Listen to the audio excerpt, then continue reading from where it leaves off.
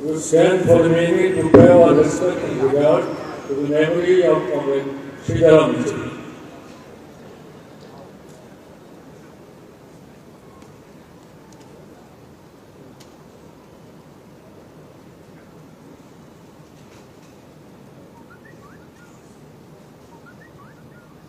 Thank you.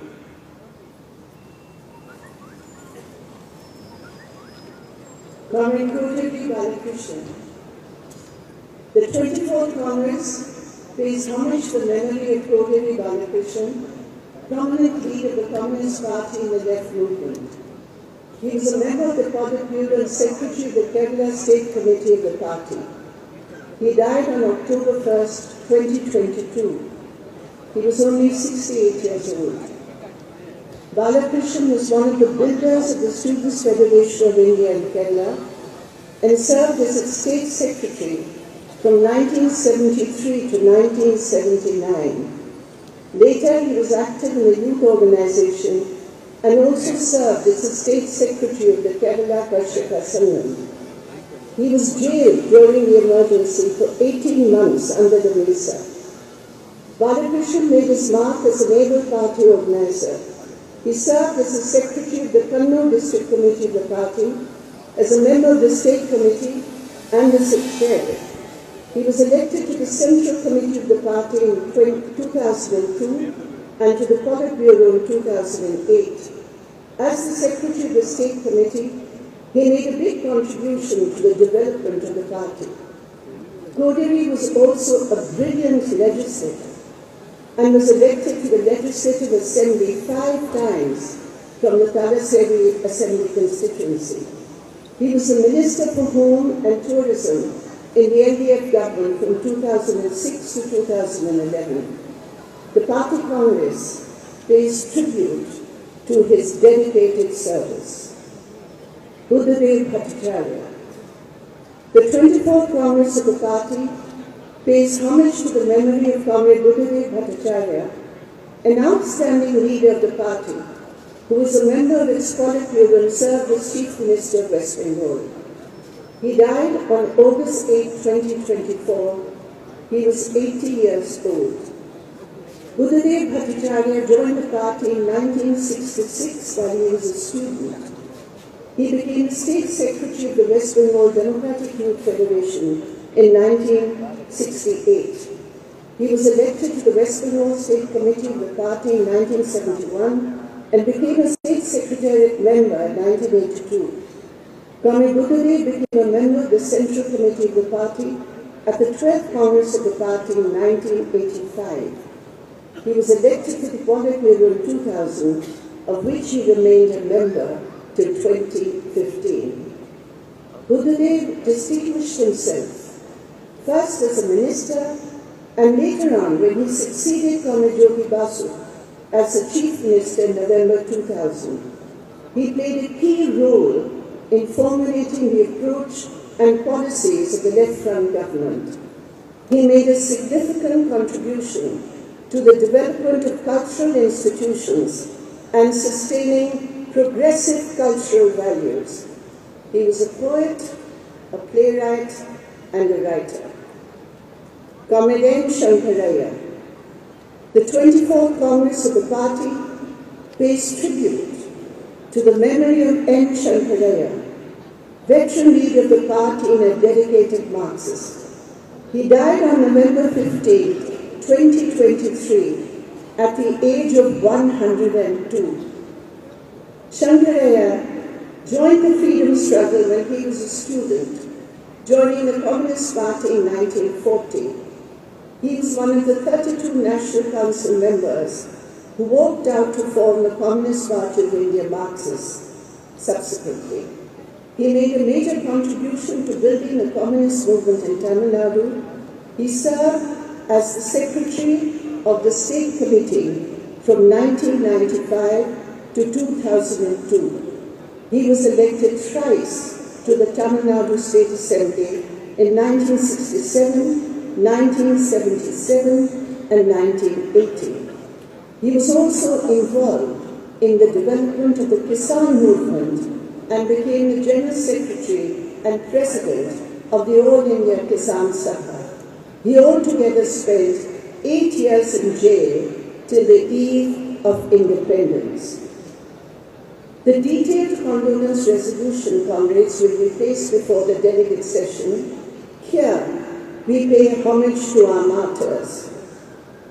In this period, since the 25th Party Congress, 22 valiant comrades were martyred, brutally killed, defending the red flag, the cause of the party, and in the battle for a better India. Among them were 2 comrades killed by the RSS in Kerala, 3 by the BJP in Tripura, 11 by the TMC in Bengal, and comrades from Bihar, Jharkhand, who were killed by landlords and their mafia. The 24th Party Congress pays its homage and dips its red banner in the memory of these heroes. The 24th Party Congress pledges that their supreme sacrifice will not be in vain. Red salute to our martyrs. Long live our martyrs. Let us stand for a while to pay our respect to our departed leaders and also to the martyrs.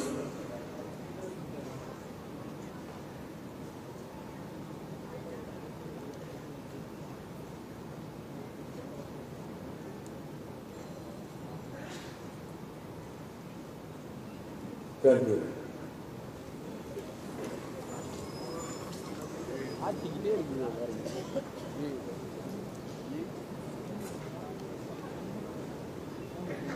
Now, I will request Comrade K. Balakrishnan, the Chairman of the Reception Committee of the 24th Congress of the Communist Party of India Marxist. He will now deliver his speech to this inaugural session.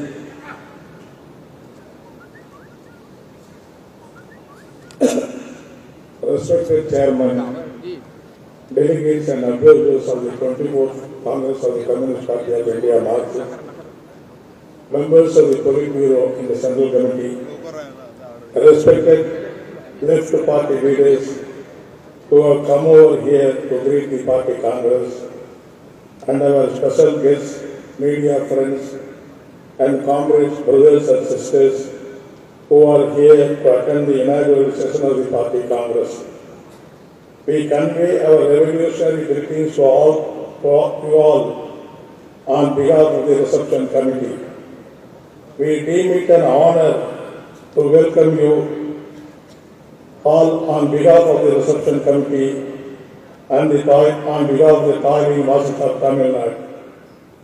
We convey our hearty greetings and thanks to the Central Committee of the party for giving us the golden opportunity to hold the 24th Congress of our party in Tamil Nadu.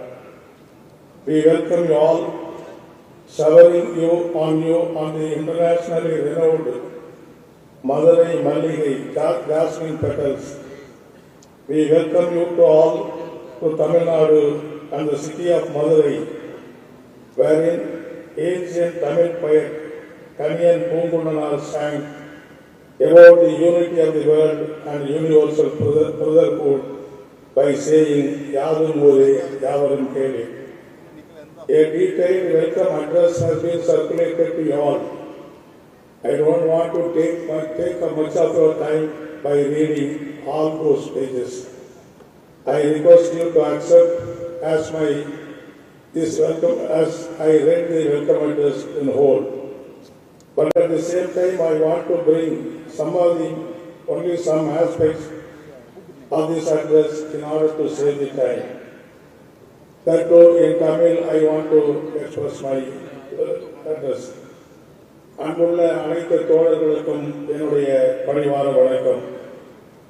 தனக்கு இழைக்கப்பட்ட அநீதியை எதிர்த்து நீதி கேட்டு போராடிய கண்ணகியின் குரலுக்கு பாண்டிய மன்னனுடைய கோட்டை கொத்தளங்கள் கோட்டை கொத்தளங்கள் அதிரமடைந்த மதுரை மாநகரில் மோடி ஆட்சியின் அதிகார பீடத்தை தகர்த்தெறிவதற்கு கங்கணம் கட்டி செயல்படுகிற மார்க்சிஸ்ட் கம்யூனிஸ்ட் கட்சியுடைய 24வது மாநாடு நடைபெறுவது சால பொருத்தம் என்றே நாங்கள் கருதுகிறோம். 24வது மாநாட்டை நடத்த வேண்டும் என்று எங்களை பணித்து எங்களை அழைத்த தோழர் சீதாராமன் அவர்கள் இந்த மாநாடு நடக்கிற இந்த நேரத்திலே நம்மிடையே இல்லை என்பது பெரும் துயரமாக இருக்கிறது. மாநாட்டு பணிகளை உற்சாகமாக துவங்குகிற நேரத்தில் அவர் மறைந்த செய்தி இடியென எங்கள் தலையிலே இறங்கியது. அந்த சுமையை சுமந்து கொண்டுதான் தமிழ்நாடு முழுவதும் இருக்கிற மார்க்சிஸ்ட் கம்யூனிஸ்ட் கட்சியுடைய ஊழியர்கள், தோழர்கள், சகோதர அமைப்பினுடைய தோழர்கள் இந்த மாநாட்டை வெற்றிகரமாக நாங்கள் நடத்துவதற்கு கங்கணம் கட்டி செயல்பட்டிருக்கிறோம் என்பதை இந்த நேரத்திலே நான் பெருமையோடு நினைவு கூற விரும்புகிறேன். தமிழ் மண் என்பது நீண்ட நெடுங்காலமாக முற்போக்கு விழுமியங்களை தன்னிடத்திலே கொண்டிருக்கிற பல வரலாற்று பெருமை படைத்தது. பிறப்புக்கும் எல்லா உயிர்க்கும் என முழங்கிய திருவள்ளுவர் முற்போக்கு சமூக விழுமியங்களை முழங்கிய எண்ணற்ற சிந்தனையாளர்கள் வாழ்ந்த மண் தமிழ் மண்.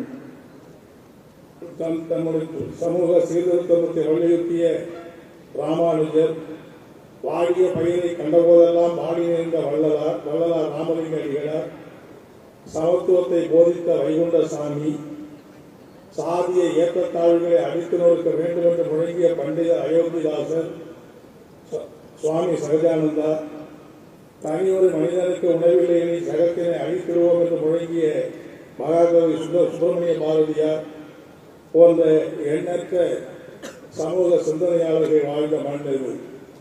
பெண்ணடிமை தனித்தை அடித்து நொறுக்கவும், சாதிய சமூக வேறுபாடு, சாதிய சமூக ஏற்றத்தாழ்வுகளை ஒழிக்க வேண்டும் என்று கங்கணம் பற்றிய செயல்பட்ட தந்தை பெரியார் வாழ்ந்த பெருமைமிகு மண் தமிழ் மண் என்பதை நான் இங்கே நினைவு கூற விரும்புகிறேன். இந்த மாநாடு நடைபெறுகிற மதுரை மாநகருக்கு எண்ணற்ற பெருமைகள் எல்லாம் உண்டு. கடந்த கால வரலாற்றிலே மதுரை மாநகர் தமிழகத்தினுடைய பண்பாட்டு 2வது தலைநகராக விளங்குவது மட்டுமல்லாமல் பல வரலாற்று சிறப்புமிக்க நிகழ்வுகளை மையமாக கொண்டிருக்கிற மண் என்கிற பெருமை என்பது உண்டு. சமீபத்திலே வைகை நதிக்கரையில் தோன்றி மேற்கொள்ளப்பட்ட கீழடியின் ஆய்வுகள் சிந்து சமவெளி நாகரிகத்திற்கு முந்திய நகர்ப்புற நாகரிகத்தை கொண்டிருக்கிற மண்ணாக இந்த மண் விளங்கியிருக்கிறது என்ற வரலாற்று உண்மையை இன்றைக்கு எடுத்து சொல்லியிருக்கிறது. அவைகளையெல்லாம் இங்கே வைத்திருக்கிற கண்காட்சியில் நாங்கள் நிகழ்ந்து விட்டிருக்கிறோம். செங்கொடி இயக்க வரலாற்றில் தொடர்ந்து மதுரைக்கென ஒரு முத்திரை பதித்த வரலாறு உண்டு. 1952ஆம் ஆண்டு நாட்டிலே நடைபெற்ற முதல் தேர்தலில் தோழர் பி. ராமமூர்த்தி அவர்கள் வேட்புமனு தாக்கல் செய்வதற்கு கூட வெளியே அனுமதிக்க முடியாமல் சிறையிலே அடைக்கப்பட்டிருந்தார். சிறையிலே அடைக்கப்பட்டிருந்த ராமமூர்த்தி அவர்கள் மக்களுடைய ஆதரவோடு சட்டமன்ற தேர்தலில் வெற்றி பெற்று சட்டமன்ற உறுப்பினராக வெளியே விட வேண்டிய கட்டாயத்துக்கு ஏற்பட்ட மண்தான் மதுரை. அதேபோல முதல் தேர்தலில் தமிழகத்திலே கம்யூனிஸ்ட் கட்சி தலைமையிலே அமைந்த மக்கள் முன்னணிதான் மகத்தான வெற்றி பெற்று ஆட்சி அமைக்கிற வாய்ப்பு என்பது அன்றைக்கு ஏற்பட்டிருந்தது. ஆனால் அன்றைக்கு இருந்த காங்கிரஸ் அரசாங்கம் சதி மோசடிகளை செய்து ஆட்சி அதிகாரத்தை தட்டி பறித்த காரணத்தினாலே தோழர் பி. ராமமூர்த்தி எதிர்கட்சி தலைவராக தமிழ்நாட்டிலே திகழ்ந்திருந்தார்கள். தமிழ்நாட்டில் இதுவரையில் 5 அகில இந்திய மாநாடுகள் நடத்தியிருக்கிறோம். அதிலே 3 மாநாடுகளை நடத்திய பெருமை மதுரை மாநகருக்கு உண்டு என்பதை இந்த நேரத்தில் நான் தெரிவித்துக் கொள்ள விரும்புகிறேன். இன்னும் சொல்ல போனால் கடந்த பல நூற்றாண்டுகளிலே நாம் கடந்த பாதையை திரும்பி பார்க்கிற போது தமிழகத்திலே செங்கல் இயக்கம் ஒரு நெருப்பாற்றை நீந்தி எதிர்நீச்சல் போட்ட வரலாறை நம்மாலே பார்க்க முடியும். வெள்ளை ஏகாதிபத்தியத்தை எதிர்த்து போராடிய காரணத்தினால் கம்யூனிஸ்டுகள் மீது கடுமையான அடக்குமுறை கட்டவிழ்த்து விடப்பட்டது. எண்ணற்ற சதி வழக்குகள் பதிவு செய்யப்பட்டு அவர்கள் சிறையில் அடைக்கப்பட்ட அப்படிப்பட்ட கொடுமைகளை எல்லாம் தாண்டிதான் கம்யூனிஸ்ட் இயக்கம் இந்த மண்ணிலே வீறு கொண்டு எழுந்திருக்கிறது. அதே போல நடைபெற்ற ஏராளமான போராட்ட பட்டியல்களை நான் சொல்லிக்கொண்டே இருக்க முடியும். நிலப்பிரபுத்துவ கோட்டையாக இருக்கிற கீழத்தஞ்சையில் இருந்த அந்த நிலப்பிரபுத்துவ கோட்டையை எதிர்த்து போராடிய மகத்தான தலைவர் பி. சீனிவாசராவ் தலைமையில் நடந்த போராட்டத்தினுடைய உச்சகட்டமாகத்தான் 68ஆம் ஆண்டு 44 விவசாய தொழிலாளிகள் உயிரோடு ஒரே வீட்டிலே பூட்டி வைத்து கொளுத்தி கொலை செய்யப்பட்ட கொடூரம் இந்த நாட்டில் நடைபெற்றது. அதைவிட கொடூரம், அப்படி கொலை செய்த அந்த கொடுமையாளர் மீது வழக்கு போட்ட போது இப்படிப்பட்ட பெரியவர்கள் இந்த கொடுமையை செய்திருக்க மாட்டார்கள் என்று சந்தேகத்தின் அடிப்படையிலே நீதிமன்றம் அனைவரையும் விடுதலை செய்ததுதான் இந்த நாட்டினுடைய நீதிமன்றம் யாருக்காக இருக்கிறது என்பதை பட்டியலிட்டு காட்டிய வரலாறாக இருக்கிறது. அந்த பெண்மணி தியாக பூமியிலே விளைந்த கொடியைத்தான் இந்த மாநாட்டினுடைய அரங்கத்திலே நாம் செங்கொடியாக ஏற்றி பட்டொளி வீசி பறக்க விட்டிருக்கிறோம் என்பதை நான் பெருமையோடு இங்கே நிறைவு கூட விரும்புகிறேன். இது சாதிய ஏற்றத்தாழ்வுகள், மனித உரிமைகளை எதிர்த்த போராட்டம், தீண்டாமை கொடுமைகளை எதிர்த்த போராட்டம், சமூக நீதிக்கான போராட்டங்கள் அத்துணையையும் மார்க்சிஸ்ட் கம்யூனிஸ்ட் கட்சி தமிழகத்திலே மகத்தான பங்கினை ஆற்றி வருகிறது. பாச்சாத்தி என்கிற குக்கிராமத்தில் அந்த ஊரை அந்த கிராமத்தையே தவிடுபடியாக்கி 18 பெண்களை பாலியல் வல்லுறவுக்கு உள்ளாக்கப்பட்ட அந்த கொடுமையை எதிர்த்து நீண்ட நெடிய சட்ட போராட்டத்தை நடத்தி 250க்கு மேற்பட்ட காவல்துறை, வருவாய்த்துறை, வனத்துறை அதிகாரிகள், குற்றவாளிகள் அனைவருக்கும் தண்டனை வழங்கி அந்த நீதியை பெற்றுத் தந்திருக்கிற மகத்தான வரலாறு படைத்தது நம்முடைய செயல்படு இயக்கம் என்பதை நான் தெரிவித்துக் கொள்ள விரும்புகிறேன். 6ஆம் தேதி நடைபெறுகிற நம்முடைய செங்கொடி பேரணியை அந்த வாச்சாத்தியிலே பாதிக்கப்பட்ட பெண்கள் செங்கொடி அசைத்து துவக்கி வைக்க இருக்கிறார் என்பதையும் நான் கேட்டுக்கொள்ள விரும்புகிறேன். இப்படி செங்கொடி வரலாற்றில் எண்ணற்ற தியாகங்களை படைத்திருக்கிற இந்த நிலையில் அவைகளை எல்லாம் ஒட்டுமொத்தமாக தொகுத்துதான் இந்த மாநாடு மிக சிறப்பாக இங்கே நடைபெற நாங்கள் ஏற்பாடு செய்திருக்கிறோம். இன்னும் சொல்ல போனால் மொழி உரிமை, தமிழ்நாடு என்கிற மாநிலத்தை உருவாக்கிய வரலாற்றிலே செங்கொடி இயக்கத்துக்கு முக்கியமான பங்கு உண்டு.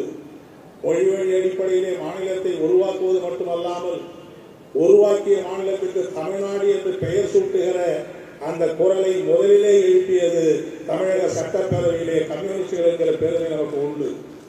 நாடாளுமன்றத்திலே சென்னை மாகாணம் என்கிற பெயரை தமிழ்நாடு என்கிற பெயராக மாற்ற வேண்டும் என்கிற தீர்மானத்தை தோழர் ராமமூர்த்தி அவர்கள் முன்மொழிந்தார்கள்.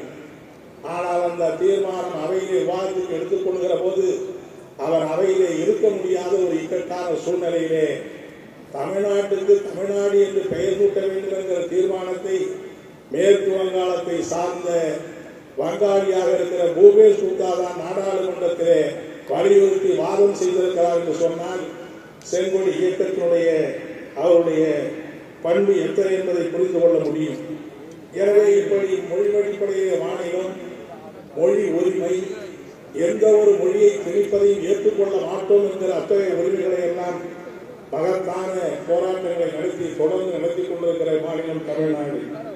இன்றைய அரசியல் சூழ்நிலையில் பாஜக இந்தியாவை ஆட்சி படைத்துக் கொண்டிருக்கிற இந்த நேரத்தில் எண்ணற்ற பாசிச குணம் கொண்டிருக்கிற அந்த ஆட்சி இந்தியாவுடைய அரசியல் சாசனத்தை தவிடுபடியாக்கி ஒரே நாடு, ஒரே தேசம், ஒரே நாடு, ஒரே மொழி, ஒரே நாடு, ஒரே கலாச்சாரம் என்கிற ஒற்றை கலாச்சாரத்தை திணிக்கக்கூடிய அதை எதிர்த்து தொடர்ந்து களங்களை கொண்டிருக்கிற மாநிலமாக தமிழ்நாடு இன்றைக்கு திகழ்ந்து கொண்டிருக்கிறது. மத்திய அரசாங்கத்துடைய ஒரே நாடு ஒரே தேர்தல் தொகுதி மறுவரை செய்து தமிழகத்திற்கான தென்னகத்திற்கான நாடாளுமன்ற உறுப்பினர்கள் எண்ணிக்கையை குறைப்பது, அதேபோல இந்தி மொழி தெளிப்பு, அதேபோல மும்மொழி திட்டம், புதிய கல்வி திட்டம், ஜிஎஸ்டி, மாநில உரிமைகளை பறிப்பது, மாநிலங்களுக்கு வழங்க வேண்டிய நிதியை கொடுக்க மறுப்பது போன்ற எல்லா விதமான மத்திய அரசாங்கத்துடைய தாக்குதல்களை எதிர்த்து தொடர்ந்து வலுவான பொருளெழுப்புவர்களாக தமிழக மக்கள் முத்திரை பதித்து வருகிறார் என்பதை நான் பெருமையோடு நினைவு கூற விரும்புகிறேன். அது மட்டுமல்ல, கடந்த பல ஆண்டுகளாக நடைபெற்றிருக்கிற தேர்தலில் பாஜக எத்தனை வேஷம் போட்டாலும் ஒரு இடத்திலே கூட பாஜக வெற்றி பெற முடியாது, படுதோல்வி அடைந்திருக்கிற மாநிலமாக தமிழ்நாடு திகழ்ந்து கொண்டிருக்கிறது என்பதையும் நான் இங்கே குறிப்பிட்டு காட்ட விரும்புகிறேன். 2016 தேர்தல், 2019 தேர்தல், 2024 தேர்தல் எல்லாவற்றிலேயும் பாஜக படுதோல்வி அடைந்தது. அதனுடைய கூட்டணி கட்சிகள் படுதோல்வி அடைந்திருக்கிறது. 19லேயும் 20லேயும் மதசார்பற்ற முற்போக்கு கூட்டணிகள் பாண்டிச்சேரி உள்ளிட்ட 40க்கு 40 இடங்களையும் பெற்று இந்தியாவிலே 100% பாஜகவை வீழ்த்திய மாநிலம் தமிழ்நாடு என்கிற பெருமை படைத்திருக்கிறது. இப்படிப்பட்ட தோல்விகளை சகித்துக் கொள்ள முடியாமல் தான் வருகிற 2026 தேர்தலில் எப்படியாவது வெற்றி பெற வேண்டும் என்பதற்காக எல்லாரையும் மிரட்டி ஆட்டி படைத்து கூட்டணியிலே சேர்த்துக் கொள்ள முயற்சி எடுத்துக் கொண்டிருக்கிறார்கள். பிரிந்து சென்ற அதிமுகவை இணைத்து எப்படியாவது தேர்தலிலே வெற்றி பெற வேண்டும் என்று கருதுகிறார்கள். நிச்சயமாக நாம் சொல்லிக்கொள்ள விரும்புகிறோம், அதிமுக பாஜகவோடு கூட்டு சேருவதற்கான முகாந்திரங்கள் இருப்பதாகத்தான் செய்திகள் வருகிறது. தமிழகத்தை பொறுத்தவரையில், ஏன் இந்தியாவை பொறுத்தவரையில் அடுத்த தேர்தலிலே பாஜக ஒரு மூழ்குகிற கப்பலாகத்தான் இருந்து கொண்டிருக்கிறது. 2026 அதிமுக என்கிற கட்சி பாஜகவோடு கூட்டணி சேர்ந்தாலும் மூழ்குகிற கப்பலில் சேர்ந்து அவர்கள் கரை சேர முடியாது. அவர்களோடு சேர்ந்து கடலிலே மூழ்குகிற நிலைமைதான் அவர்களுக்கு ஏற்படும் என்று சொல்லி கடந்த தேர்தலிலே பாஜகவை முகமில்லாமல் முகவரி இல்லாமல் வகட்டி அடைந்த அந்த வரலாற்றை மீண்டும் தமிழகத்திலே எப்போதும் செய்து காட்டுவோம் என்பதை இது உறுதியேற்கிற மாநாடாகத்தான் இந்த மாநாடை நாங்கள் நடத்தி காட்டியிருக்கிறோம். மற்றபடி இந்த மாநாட்டை சிறப்பாக நடத்துவதற்கு எங்களாலான எல்லா விதமான முயற்சிகளையும் நாங்கள் மேற்கொண்டிருக்கிறோம். மாநில அளவிலே வரவேற்பு கொடுத்து, மாவட்ட அளவிலே வரவேற்பு கொடுத்து, இன்று பல்லாயிரக்கணக்கான ஊழியர்களை இணைத்து இந்த மகத்தான பணியை நாங்கள் நடத்தியிருக்கிறோம். கடந்த 6 மாத காலத்தில் ஏராளமான கருத்தரங்கங்கள், பட்டிமன்றங்கள், பிரச்சார இயக்கங்கள், சுவர் விளம்பரங்கள், திருமுறை கூட்டங்கள் என்கிற அடுக்கடுக்கான பிரச்சார இயக்கத்தை நாங்கள் மேற்கொண்டிருக்கிறோம். கலைக்குழுக்கள், நாடக குழுக்கள் மூலமாகவும் தமிழகத்தினுடைய 8 திசைகளில் எங்களுடைய பிரச்சாரத்தை எடுத்து சென்றிருக்கிறோம். எங்களுக்கு பெரிய மகிழ்ச்சி என்னவென்று சொன்னால், மார்க்சிஸ்ட் கம்யூனிஸ்ட் கட்சி தமிழகத்திலே ஒரு மிகப்பெரிய வாக்கு வங்கி படைத்திருக்கிற கட்சி என்று சொல்லாவிட்டாலும் கூட நாங்கள் இந்த நேரத்தில் தமிழகத்தினுடைய வீடு வீடாக சென்று நிதியோசலுக்கு சென்றபோது நாங்கள் சென்ற இடங்களெல்லாம் மக்கள் தாராளமாக நிதியை மாறி வழங்கியிருக்கிறார்கள். நாங்கள் அணுகியதில் 98% மக்கள் எங்களுக்கு இன்முகத்தோடு நிதியை வழங்கி இந்த மாநாட்டை வெற்றி பெறுவதற்கு உதவி செய்திருக்கிறார்கள். சொல்லப்போனால் நிதியளித்தவர்கள் எல்லாரும் நம்முடைய ஆதரவாளர்கள் என்று சொல்ல முடியாது, நமக்கு நேசம் நம்முடைய உறுப்பினர்கள் என்று சொல்ல முடியாது. பல்வேறு அரசியல் கட்சியில் இருக்கிற உழைப்பாளி மக்கள் கூட மார்க்சிஸ்ட் கட்சி என்று சொல்லுகிற போது அவர்கள் மன வாஞ்சையோடு நிதியளித்திருக்கிற அந்த பெருமையை எட்டி பார்க்கிற போது நிச்சயமாக பல்வேறு அரசியல் கட்சிகள், அரசியல் சார்பற்ற மக்கள் மத்தியிலே கூட மார்க்சிஸ்ட் கம்யூனிஸ்ட் கட்சி அவருடைய இதயத்திலே ஒரு நிரந்தரமான இடத்தை பிடித்திருக்கிறது என்பதை எங்களால் அடையாளம் காண முடிகிறது. எங்களை எல்லாம் இந்த எழுச்சி அடைகிற பல சம்பவங்கள் இருந்தால் குறிப்பாக சொல்ல வேண்டும் என்று சொன்னால், பச்சிளம் குழந்தைகள், 5வது, 6வது, 8வது, 10வது படிக்கிற பிள்ளைகள் தங்களுடைய பெற்றோர்கள் கொடுத்திருக்கிற ₹1, ₹2 என்கிற அன்றாட செலவுகளை சேர்த்து வைத்து அவர்களுக்கு வேண்டிய பொருட்களை வாங்கிக் கொள்வதற்காக அந்த சேர்த்த பணத்தை அவர்கள் மனமுவந்து மேடைகளிலே மார்க்சிஸ்ட் கம்யூனிஸ்ட் கட்சியினுடைய பணிக்காக நாங்கள் இதை ஒப்படைக்கிறோம் என்று அவர்கள் ₹1000, ₹2000 அள்ளி கொடுக்கிற நிகழ்ச்சி எங்களை மிகவும் நெகிழ்ச்சியடை செய்திருக்கிறது என்பதை நான் பெருமையோடு சொல்லிக்காட்ட விரும்புகிறேன். எனவே மக்களுடைய இதயங்களிலே இடம்பெற்றிருக்கிற அந்த மகத்தான ஆதரவை அமைப்பு ரீதியாக வலுப்படுத்துவதற்கு அடுத்த கட்ட நடவடிக்கைகள் தான் நம்முடைய முக்கியமான கடமை என்கிற அடிப்படையிலே தான் இந்த மாநாட்டை வெற்றிகரமாக நடத்துவதற்கு நாங்கள் பணியாற்றி இருக்கிறோம் என்பதை இந்த நேரத்திலே தெரிவித்துக் கொண்டு, இன்னும் சொல்ல போனால் இந்த மாநாடு எல்லா விதமான ஏற்பாடுகளும் செய்தாலும் கூட வந்திருக்கிற பிரதிநிதிகளுக்கு 5 நாட்கள் 6 நாட்கள் அவர்கள் தங்குவதற்கான ஏற்பாடுகள் செய்வது, இந்த மாநாட்டிலே முதன்முறையாக சைமல்ட் ஏக காலத்திலே மொழிபெயர்க்கிற அந்த தொழில்நுட்பத்தை உட்பட பயன்படுத்தி இந்த மாநாட்டு ஏற்பாடுகளை நாங்கள் செய்திருக்கிறோம். எல்லா ஏற்பாடுகளையும் நாங்கள் செய்தாலும் எங்களையும் மீறி உங்களுடைய தேவைகளை முழுமையாக பூர்த்தி செய்வதிலே சில குறைகள், சில பற்றாக்குறைகள் ஏற்படும் என்று சொன்னால் அதையெல்லாம் நீங்கள் பொறுத்தருள வேண்டும் என இந்த நேரத்தில் உங்களை கேட்டுக்கொண்டு, நிச்சயமாக இந்த மாநாடு நடத்துவதன் மூலம் தமிழ்நாட்டிலே மார்க்சிஸ்ட் கம்யூனிஸ்ட் கட்சி ஒரு வலுமிக்க இயக்கமாக மாற்றுவதற்கான அந்த உறுதியை நாங்கள் ஏற்றுக்கொள்கிறோம். இது வெறும் கூடி கலைகிற மாநாடாக இருக்காது. நாளைய தினம் மாநில உரிமைகளை பாதுகாக்கிற கருத்தரங்கம் இங்கே நடைபெற இருக்கிறது. தமிழக முதலமைச்சர் கலந்து கொள்கிறார்கள், கேரள முதலமைச்சர் கலந்து கொள்கிறார், நம்முடைய கர்நாடகத்தினுடைய அமைச்சர் சுதாகர் கலந்து கொள்கிறார், நம்முடைய ஒருங்கிணைப்பாளர் பிரகாஷ் அவர்கள் கலந்து கொள்கிறார்கள். 6ஆம் தேதி 5 லட்சம் மக்கள் மதுரை மாநகரை கொழுங்க செய்யக்கூடிய அளவுக்கு 25,000 செந்தொண்டர் பேரணியோடு மகத்தான ஒரு வெற்றி விழா, மகத்தான அந்த பேரணி நடைபெற இருக்கிறது. எனவே இந்த மாநாடு கூடி கலைகிற மாநாடாக இருக்காது. தமிழகத்தினுடைய அரசியல் முகத்தோற்றத்தை மாற்றுகிற ஒரு இடதுசாரி மாற்றத்தை உருவாக்குகிற, மார்க்சிஸ்ட் கம்யூனிஸ்ட் கட்சி ஒரு பலமான மாற்று இயக்கம் என்கிற அந்த மாற்றத்தை உருவாக்குகிற திருப்புமுனை மாநாடாக இந்த மாநாடு அமையும் என்று இந்த நேரத்தில் சொல்லி, மீண்டும் உங்கள் எல்லாரையும் மாநாட்டுக்கு வருகை என வரவேற்று அமைகிறேன். லாங் இன்குலாப் ஜிந்தாபாத், long live CPIM, long live 24th Congress of the party. With these words, I conclude my welcome address. Thank you all.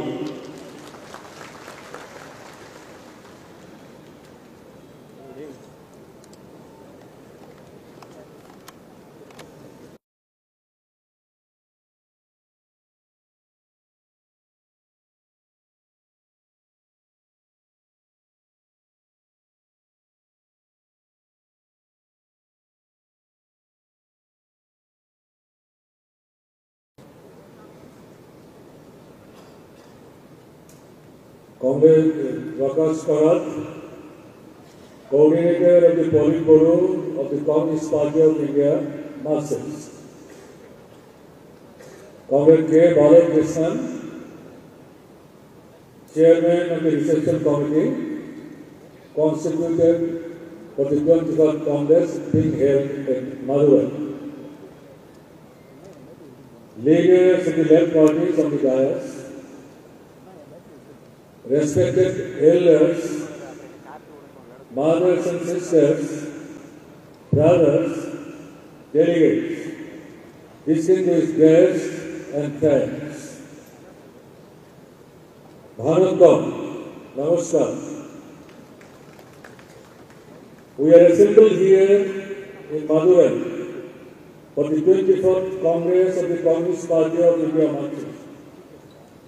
Madurai has a rich history as an ancient city and a seat of Tamil culture. Madurai is also a center with a vibrant tradition of the communist and working class movement. Many scholars of the communist movement hail from here or work in this city. P. Ramamurthy and N. Sunkaraya are two prominent such names. I welcome Comrade B. Raja, General Secretary of CPI, Comrade Dipankar Bhattacharya, General Secretary of CPIML Liberation, Comrade Manoj Bhattacharya, General Secretary of RSP, and Comrade G. Devarajan, General Secretary of AIFB, who are attending this inaugural session. Their presence augurs well for the strengthening of left unity in the country. I should mention I had the privilege to attend the 9th Congress of the CPIM held in Madurai in 1972 as a delegate. I would also like to mention that was the first Congress for me to attend as a delegate. So it's a very historical thing for me. On this occasion, I extend my warm revolutionary greetings to the lakhs of party members, supporters, and left sympathizers of the country as a whole, and in particular of Madurai and Tamil Nadu. The 24th Congress of the CPIM is taking place at a time when American imperialism is becoming more assertive after Donald Trump took over the presidency. From the very first day of his second term, the Trump has been moving in a specific direction to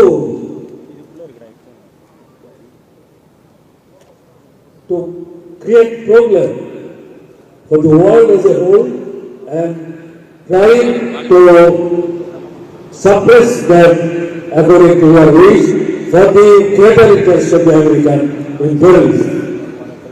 Therefore, the coming days will see tumultuous developments, and we must be prepared to step up our anti-imperialist campaigns and struggles. 11 years have elapsed under the moving order. It has seen the consolidation of the Hindutva authoritarian regime, and no time has the axis between big corporates and the RSS BJP been so strong and blatant. The of democracy, secularism and federalism.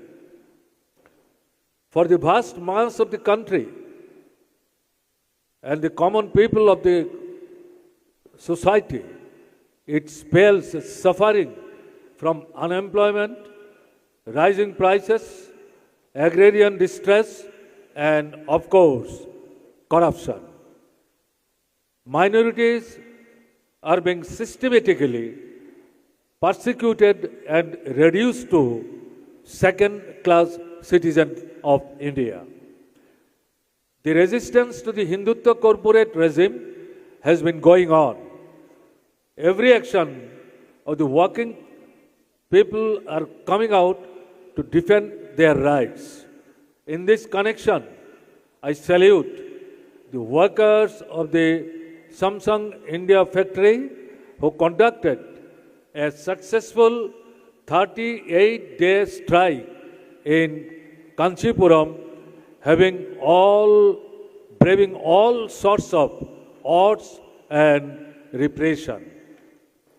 The 24th Congress will discuss and show the way for uniting all secular and democratic forces to fight, isolate, and defeat the BJP and, of course, RSS.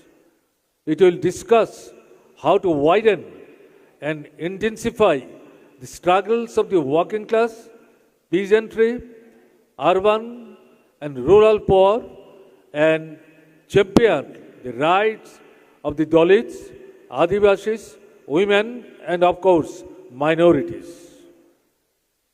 The Party Congress has on its agenda how to enhance the independent strength of the party by expanding the political, ideological, and organizational activities, waging the multifaceted struggles against Hindutva ideology and communal forces has to take center stage.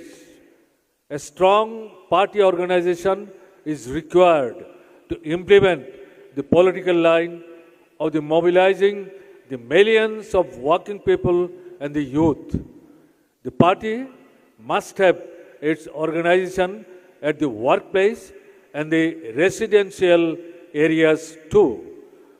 An organization capable of connecting with the people and launching struggles of the working people of our country.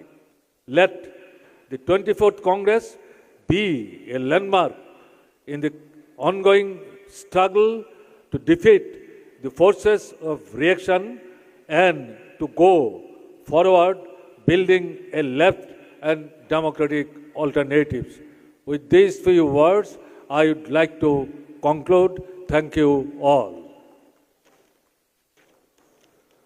Now, I would request Comrade Prakash Korat, Coordinator of the Politburo of the Communist Party of India Marxist, to deliver his speech.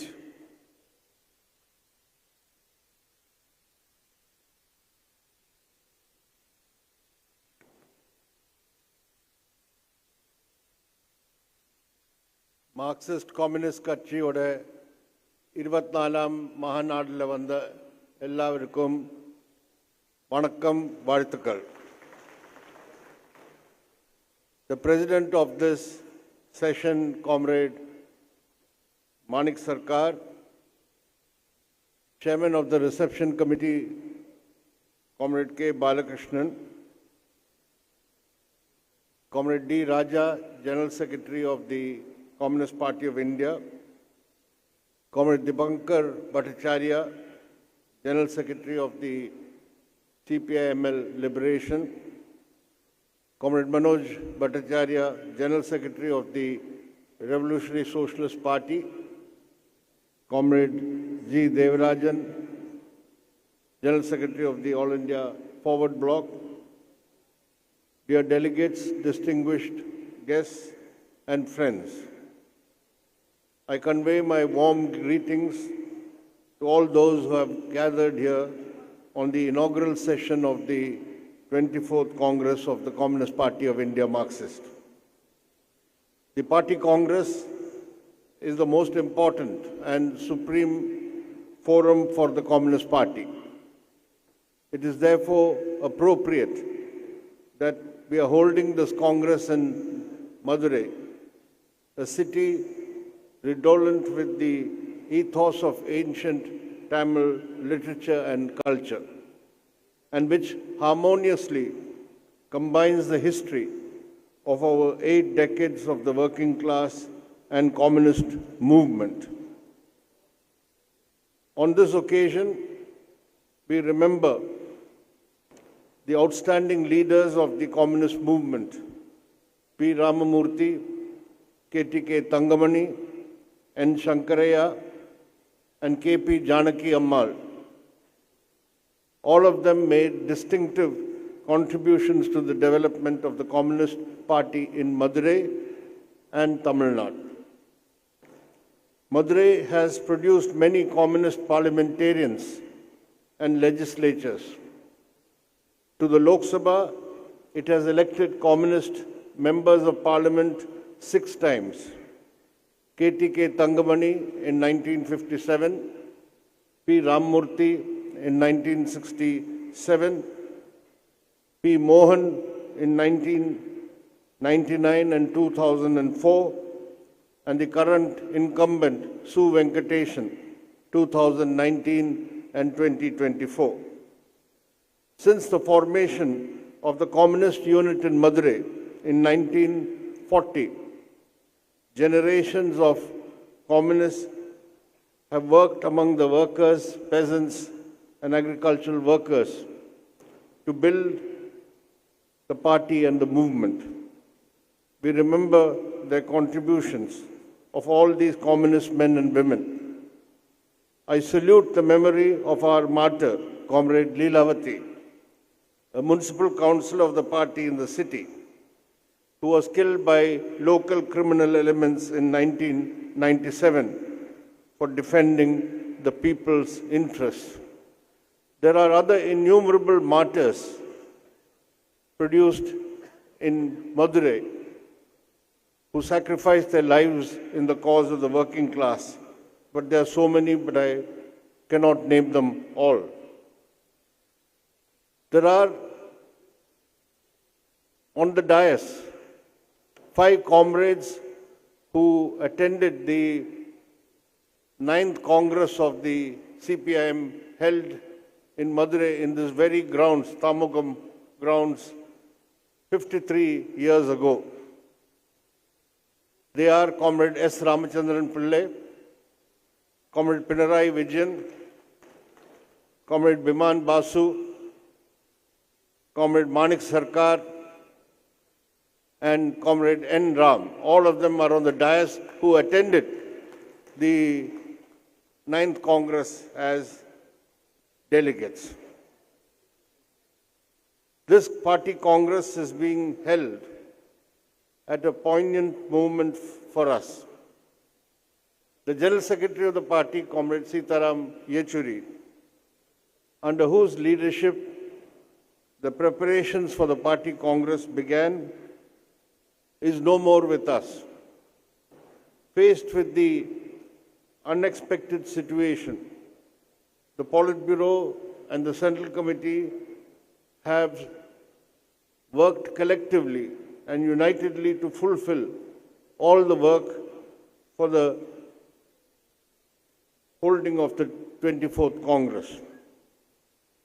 We shall forever cherish Comrade Sitaram's distinctive contributions to the theory and practice of Marxism. Comrades and friends, the main job of the party Congress is to formulate a political tactical line which will set the direction for the party's political work. For this, it is necessary to have an accurate grasp of the essence of the political situation today, the class nature of the government and the ruling party, and the balance of class forces that exist. This exercise at times can be a complex one. However, at the present moment, it is relatively simple.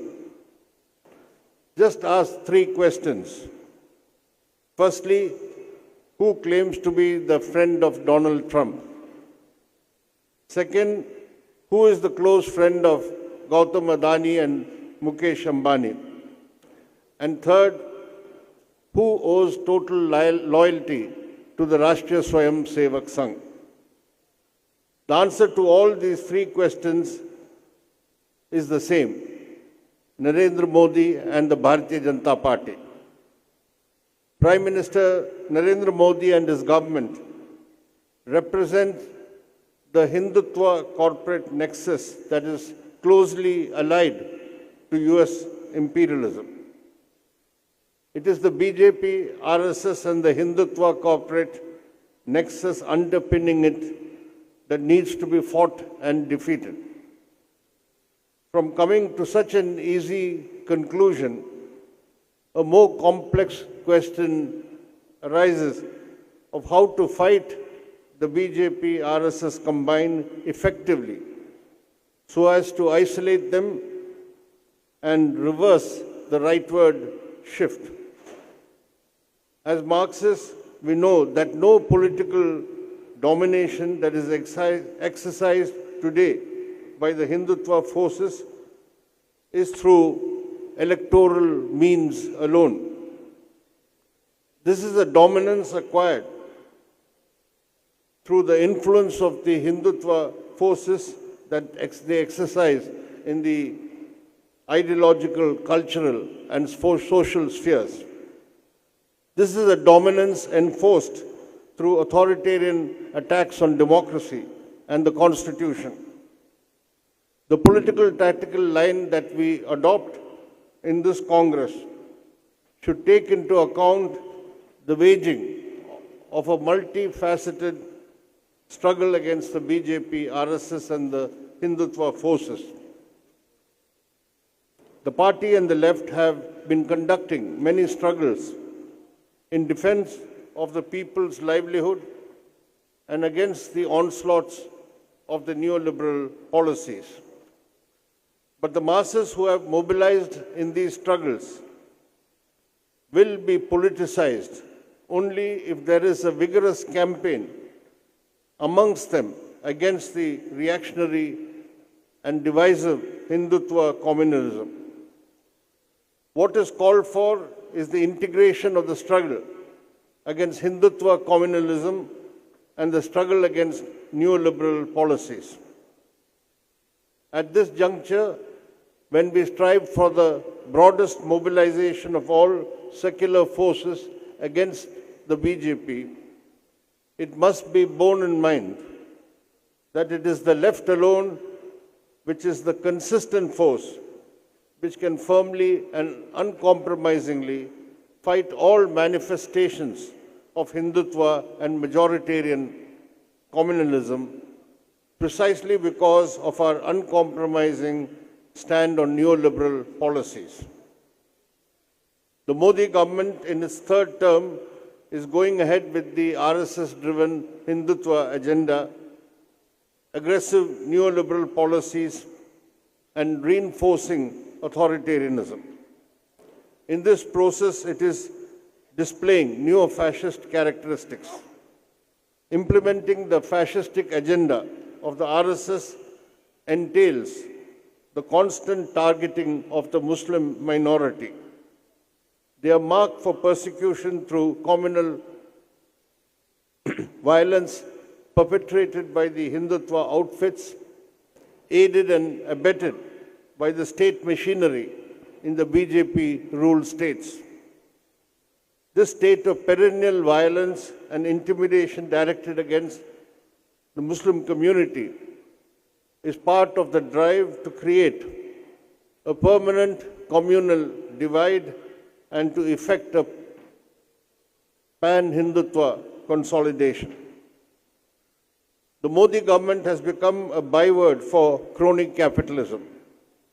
It seeks to privatize new sectors and provide new areas for profit maximization for the big monopolies.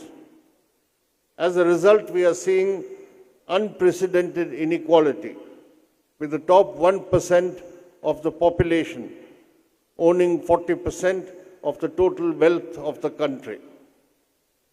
There are high levels of unemployment, particularly among youth, increased exploitation of labor through contractualization and informalization, and the fall in the share of wages in the net value added in the industrial sector. The condition of farmers and agricultural workers have also worsened due to the worsening agrarian crisis. The coming period will see an intensification of the class and mass struggles of the working people, and we must be prepared to give a political direction to these struggles. The government is going ahead with the implementation of the 4 labor codes which curtail the rights of workers. These anti-working class laws have to be fought. The central trade unions have given a call for a one-day strike on May 20th, demanding the withdrawal of these 4 labor codes. The left parties and all other class and mass organizations will work to make this strike a resounding success. The fact that the BJP lost its majority in the Lok Sabha and that the NDA does not command a 2/3 majority in either House of Parliament has not stopped the Modi government's authoritarian efforts to reshape the Indian state and the Constitution.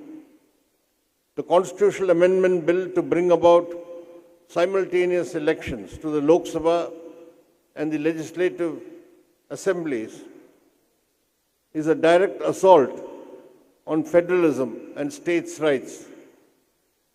The steps to curtail Parliament, weaken the higher judiciary, and erode the independent status of the Election Commission are still ongoing. Draconian laws like the UAPA and the PMLA are being used against opposition leaders. For the first time in independent India, 2 elected chief ministers were put in jail on so-called corruption charges. The authoritarian centralization drive trampling upon the federal principle and are trampling upon the federal principle and the rights of the states. There is blatant discrimination in the allocation of funds to the non-BJP state governments. The BJP RSS combine manipulates sub-caste identities to maintain the caste system as the basic framework of social relations in India. The Manuvadi values are being insidiously infiltrated into the social and cultural spheres. The fight against the Manuvadi patriarchal system, which attacks the rights of women, Dalits and Adivasis, are an integral part of the struggle against the Hindutva forces. The party Congress will be addressing the prime issue of how to increase the independent strength of the CPIM. Taken the country as a whole, there has to be a planned effort to launch local struggles on class and mass issues, build the party at the grassroots, and streamline the functioning of the party organization. The LDF government in Kerala has been in the forefront in opposing the anti-people policies of the central government. Because the LDF government has sought to implement alternative policies, it is facing hostility and discrimination by the union government. The ongoing struggle in defense of federalism and states' rights by the LDF and the people of Kerala is an important part of the All India fight in defense of federalism and against authoritarianism. Comrades and friends, the Trump presidency signals a new chapter in the saga of US imperialism. Here is a more naked form of imperialist aggrandizement, territorial annexation, and squeezing the resources of even close allies is the norm. Trump is supporting Netanyahu's plan to obliterate the Palestinians from Gaza. Trump is taking aggressive steps against many countries of the global south. Despite all these, Prime Minister Modi remains supine and proclaims his fealty to Trump. The repercussions for our country are going to be severe.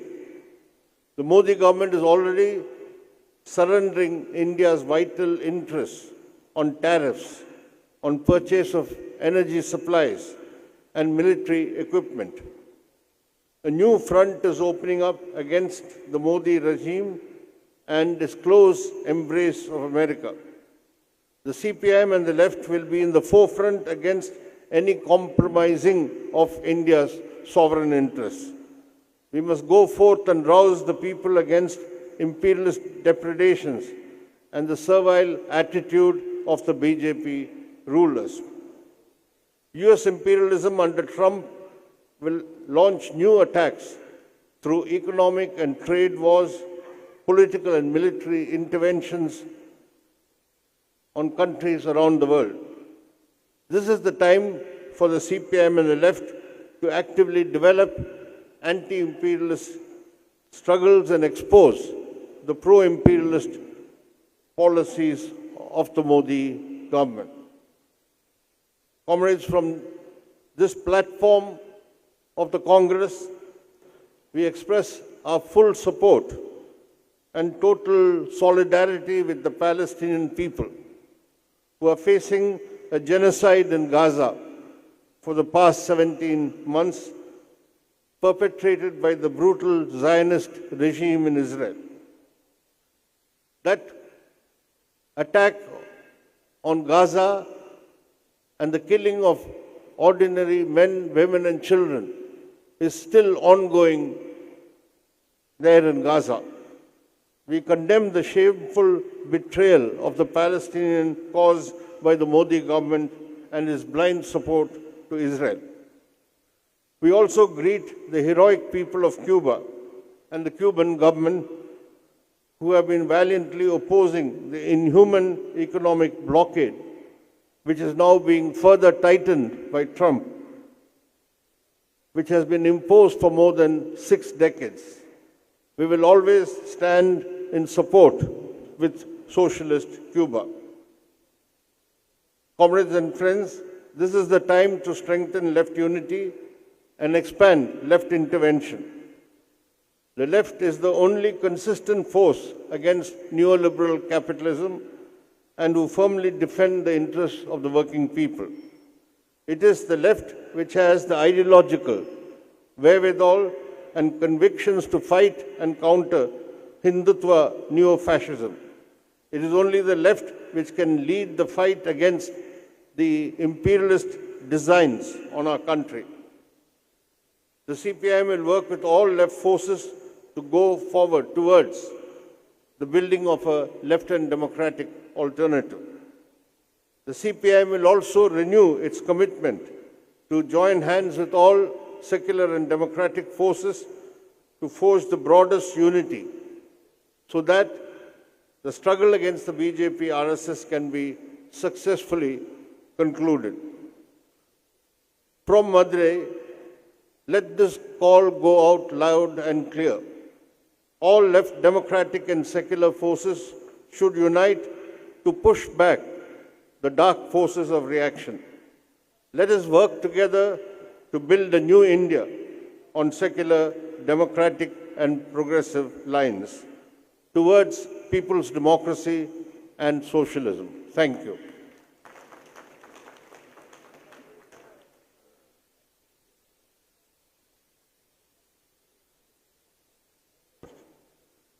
Now, I would request Comrade D. Raja, General Secretary of CPI, to address this inaugural session of the 24th Party Congress of Communist Party of India, Marxist.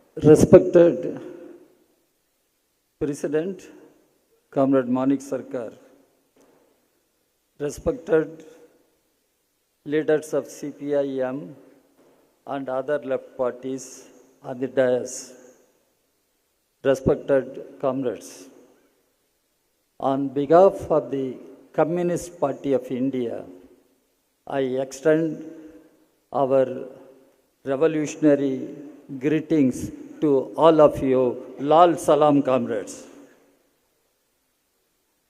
Comrades, I would like to warmly acknowledge the CPIM for holding this important party congress in Madurai. Madurai, a city where in the past the undivided Communist Party of India held one of its decisive congresses, drawing strength from the militant tradition of Tamil Nadu. The militant tradition of the working people, the peasantry, the socially oppressed sections of Tamil Nadu. Today, we stand in the land of Tamil Nadu,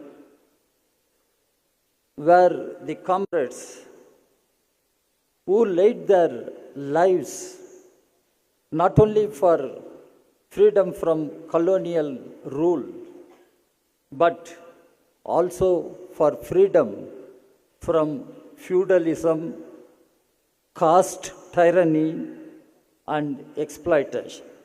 That is the land of Tamil Nadu. Comrades, the world capitalist system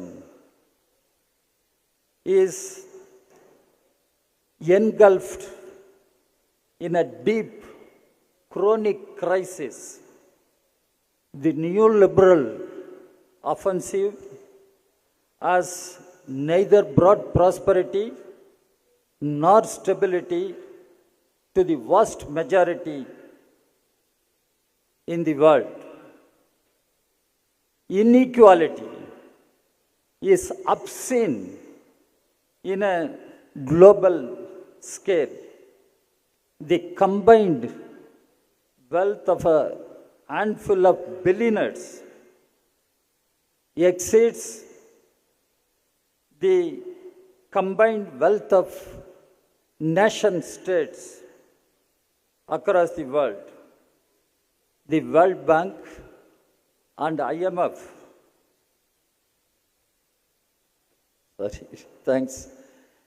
the World Bank, IMF continue to push the very policies that have brought misery to workers and peasants across the countries. As Karl Marx correctly observed, capital comes dripping from head to toe, from every pore with blood and dirt. That's what Karl Marx said. We are also witnessing the sharpening of inter-imperialist contradictions. NATO's provocative expansion and the war in Ukraine have deepened global instability, with working people paying the price in blood. The genocide in Gaza, backed by imperialist powers, has exposed the hypocrisy of Western regimes that preach human rights. They preach human rights, but this is what they do in Gaza, while aiding, abetting war crimes. Lenin, I quote Lenin, had forewarned all of us, imperialism is war. Imperialism is war. Today, the character of imperialism is naked to all of us to see. Comrades, alongside this, the climate crisis, driven by capitalist plunder of nature, threatens the very survival of humanity. Yet, the ruling masses are busy building fortresses for the rich, leaving the masses to perish. Adding fuel to the fire, the rise and consolidation of the obscurantist international right-wing forces serve only to divide, confuse, and to immobilize the working people from their primary task, their real task of overthrowing the system of exploitation. That is their primary task. Comrades, coming to national situation, India,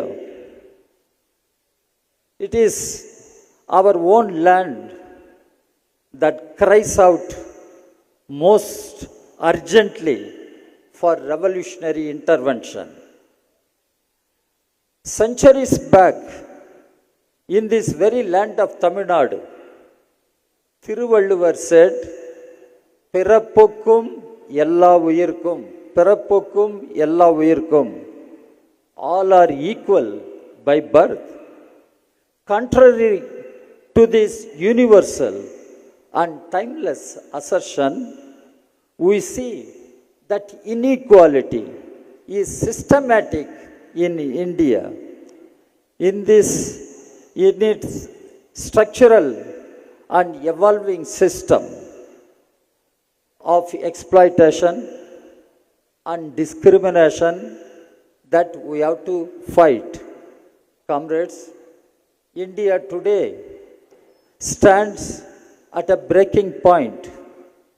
The structural oppressions of class, caste, and patriarchy have become brutal under BJP RSS regime, which is nothing but political tool of the most reactionary sections of bourgeoisie and landlords. Comrades, let us speak plainly. India is not merely suffering from bad governance. India is suffocating under system designed to exploit. The gap between the rich and poor has never been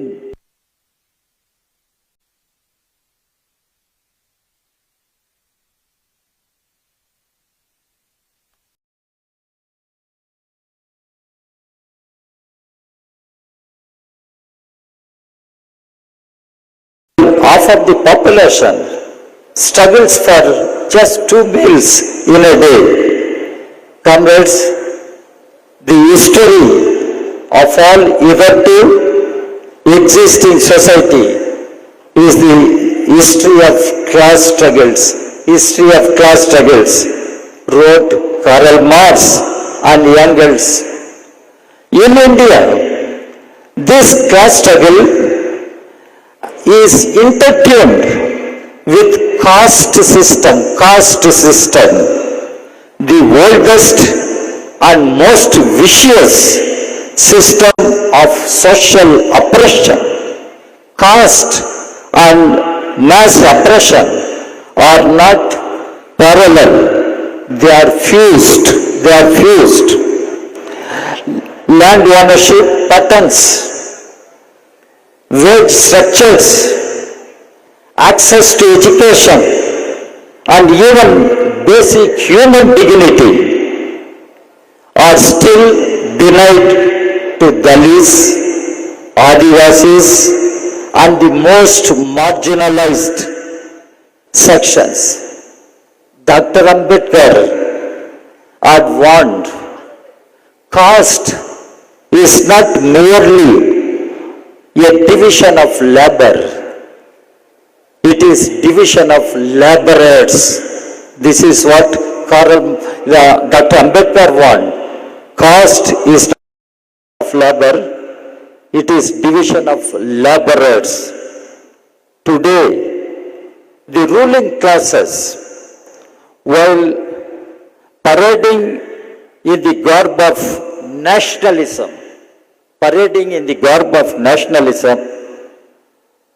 they are trying to perpetuate the caste system.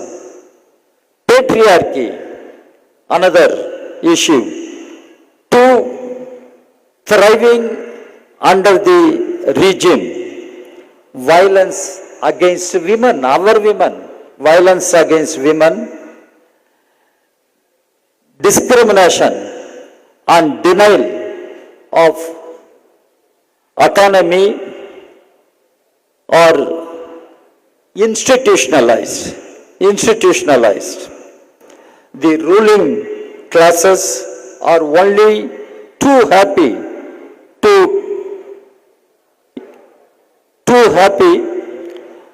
use patriarchy.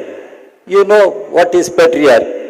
To divide and dictate the working people. Comrades, Unemployment is pushing the youth to hopelessness.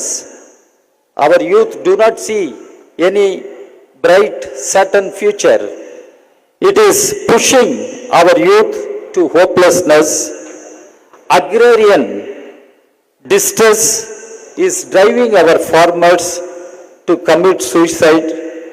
The public education and health sectors are being systematically destroyed.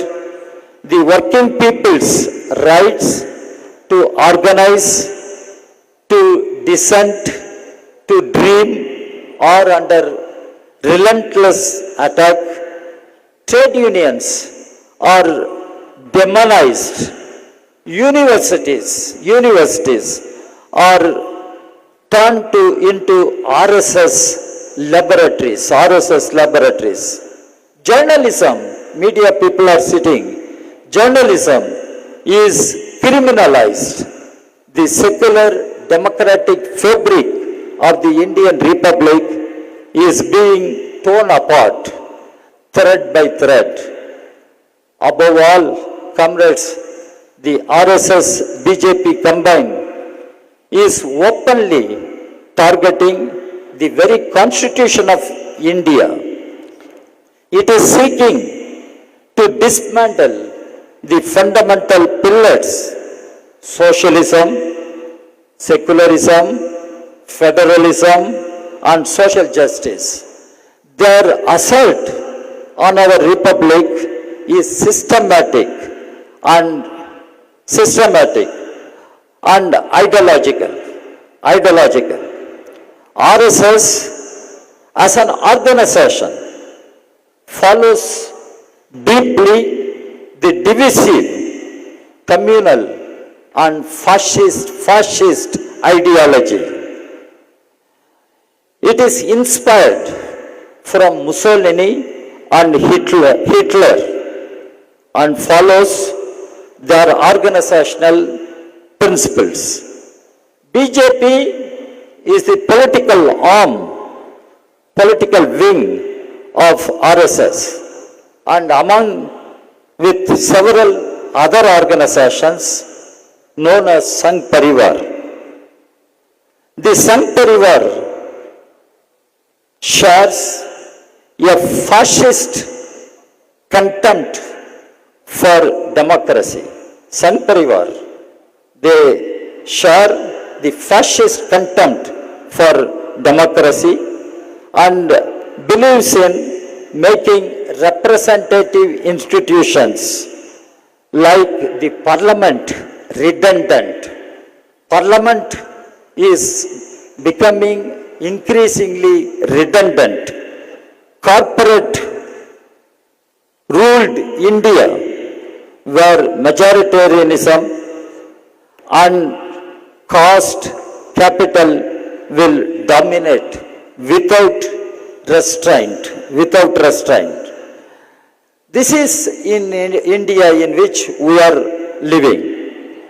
Bhagat Singh had said, revolution is inalienable right. It is our inalienable right of mankind.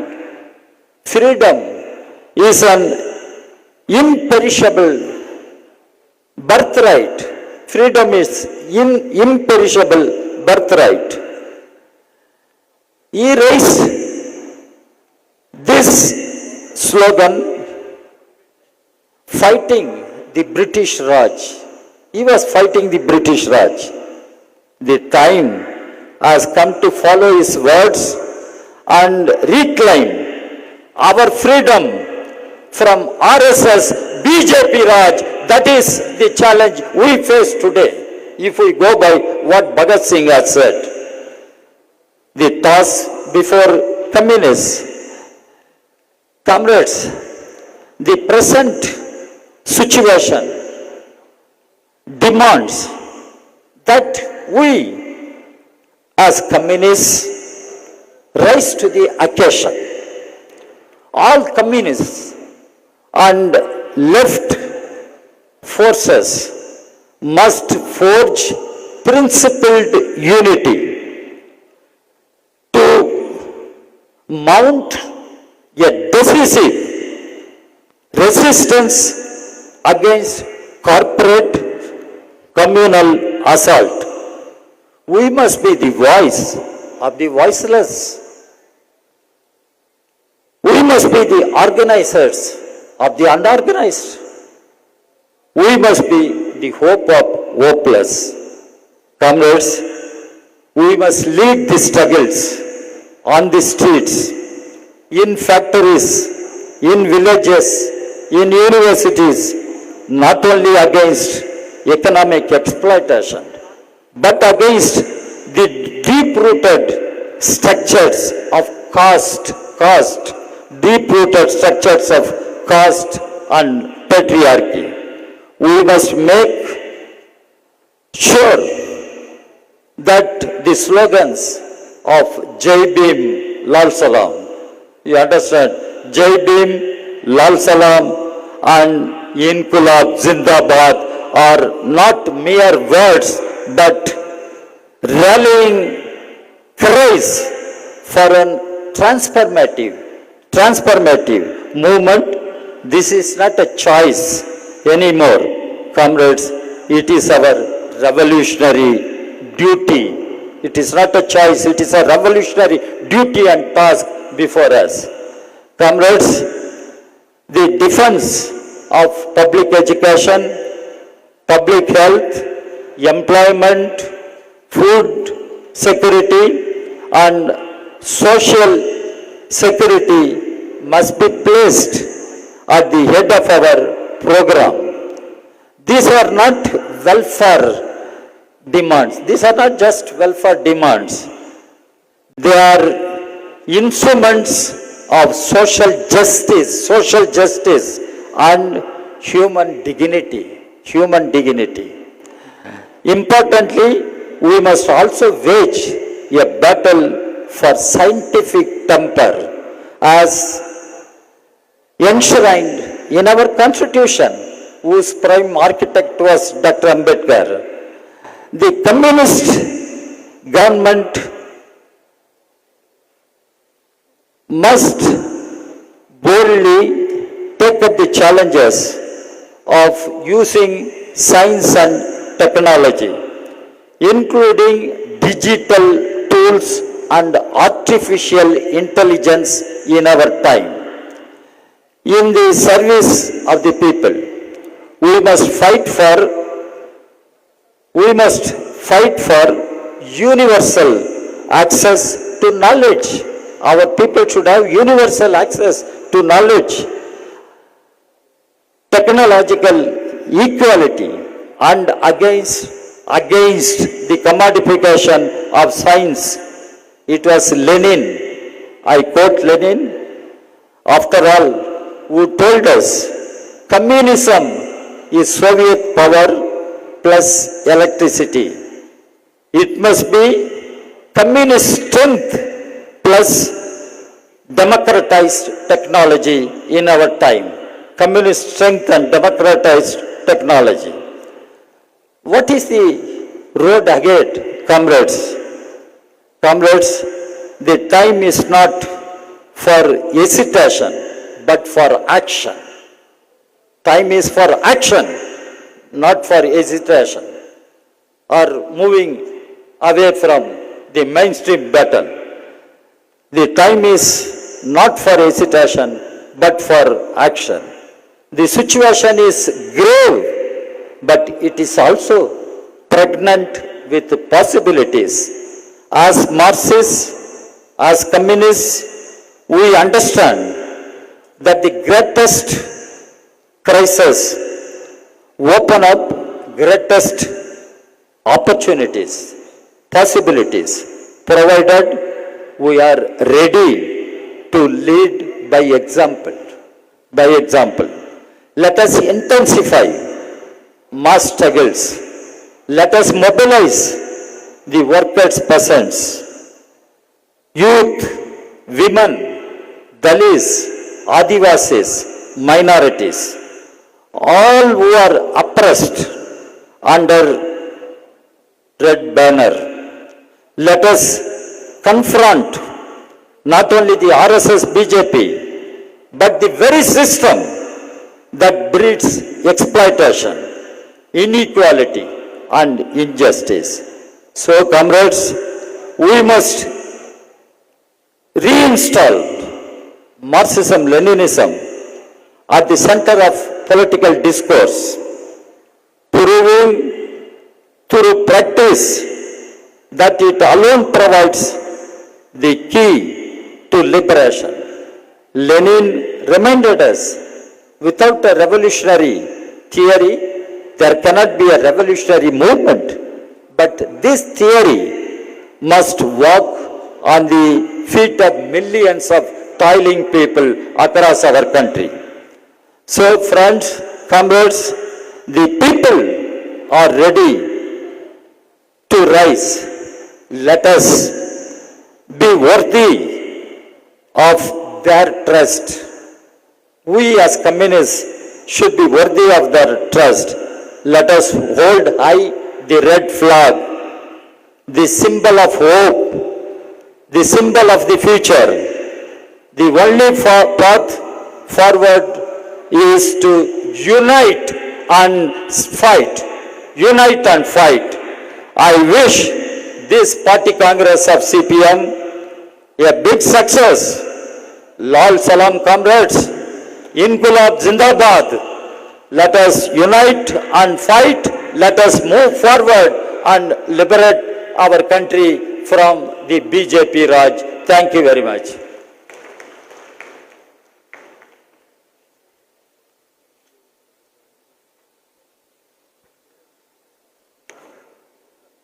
Extending our thanks to Comrade D. Raja for his speech. Now, I would invite Comrade Dipankar Bhattacharya, General Secretary, CPIML, Liberation, to address this gathering.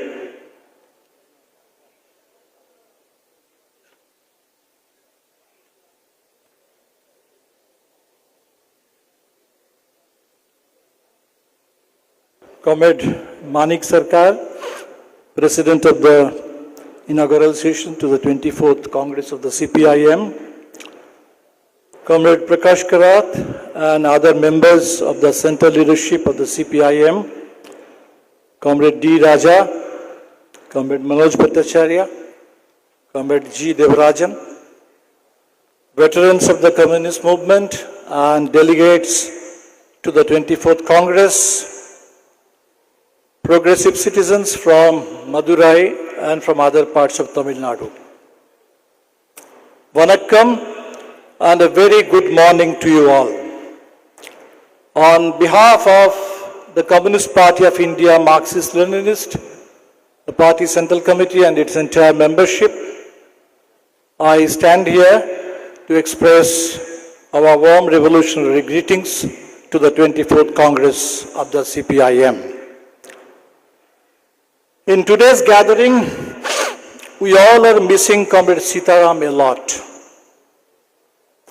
Comrade Sitaram was not just a leader of the CPIM for decades.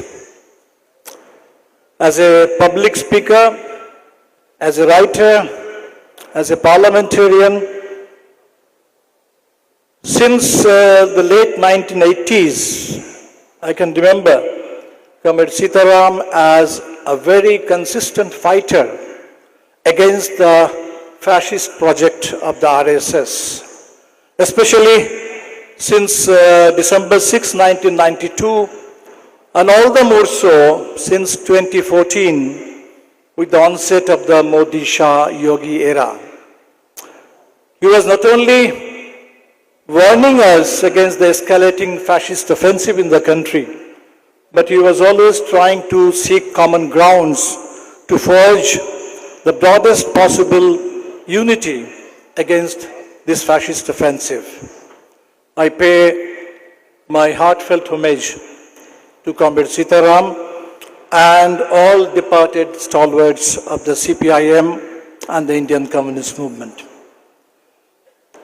Comrades, we all realize that in last year's Lok Sabha elections, in spite of the continuing assault on the Constitution, in spite of the relentless subversion of the institutions, and in spite of subversion of the election process itself, India, the country as well as the India electoral bloc, we managed to deliver a few powerful blows to the BJP in 2024 Lok Sabha elections.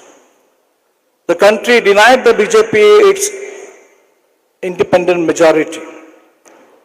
But yet, the Modi government has survived.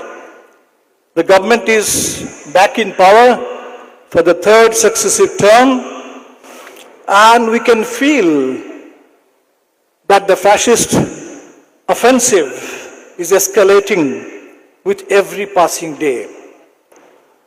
The government is out to crush democracy and destroy every semblance of secularism and federalism in our republic. So in this 75th year of the adoption of the Constitution and the foundation of the republic, we the people of India, must therefore resolve to unite ever more closely and fight with ever greater courage, strength and determination this fascist offensive. We in the left camp are of course united on a whole range of issues, and we are together in a whole range of battles.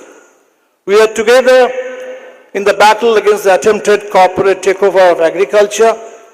We are together in the fight against privatization and the draconian labor codes.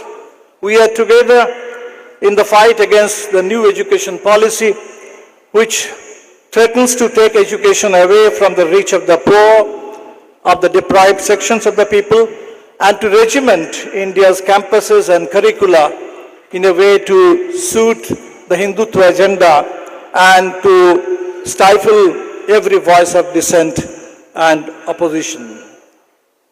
But today I would like to briefly draw your attention to certain other issues which I think deserve our urgent attention.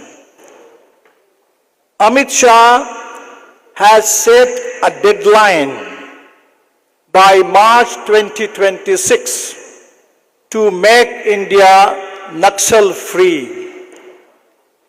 As we assemble here in Madurai, perhaps we will get to know that there is an encounter going on, a fake encounter going on somewhere in Chhattisgarh. They call it Operation Kagar, the final mission. And this is already there are figures of several hundred Adivasis, including perhaps more than 100 women who have been killed in this Operation Kagar since December 2023 when the BJP returned to power in Chhattisgarh. And I did not tell you that this is bound to be replicated across India, everywhere. This is a savage war on India's indigenous people, Adivasis, on our resources for corporate plunder. This is an ideological witch hunt, which is not just against Maoism or Naxalism, which is bound to attack every ideological stream and every stream of political opposition in the country, which dares to question and oppose the fascist forces in power.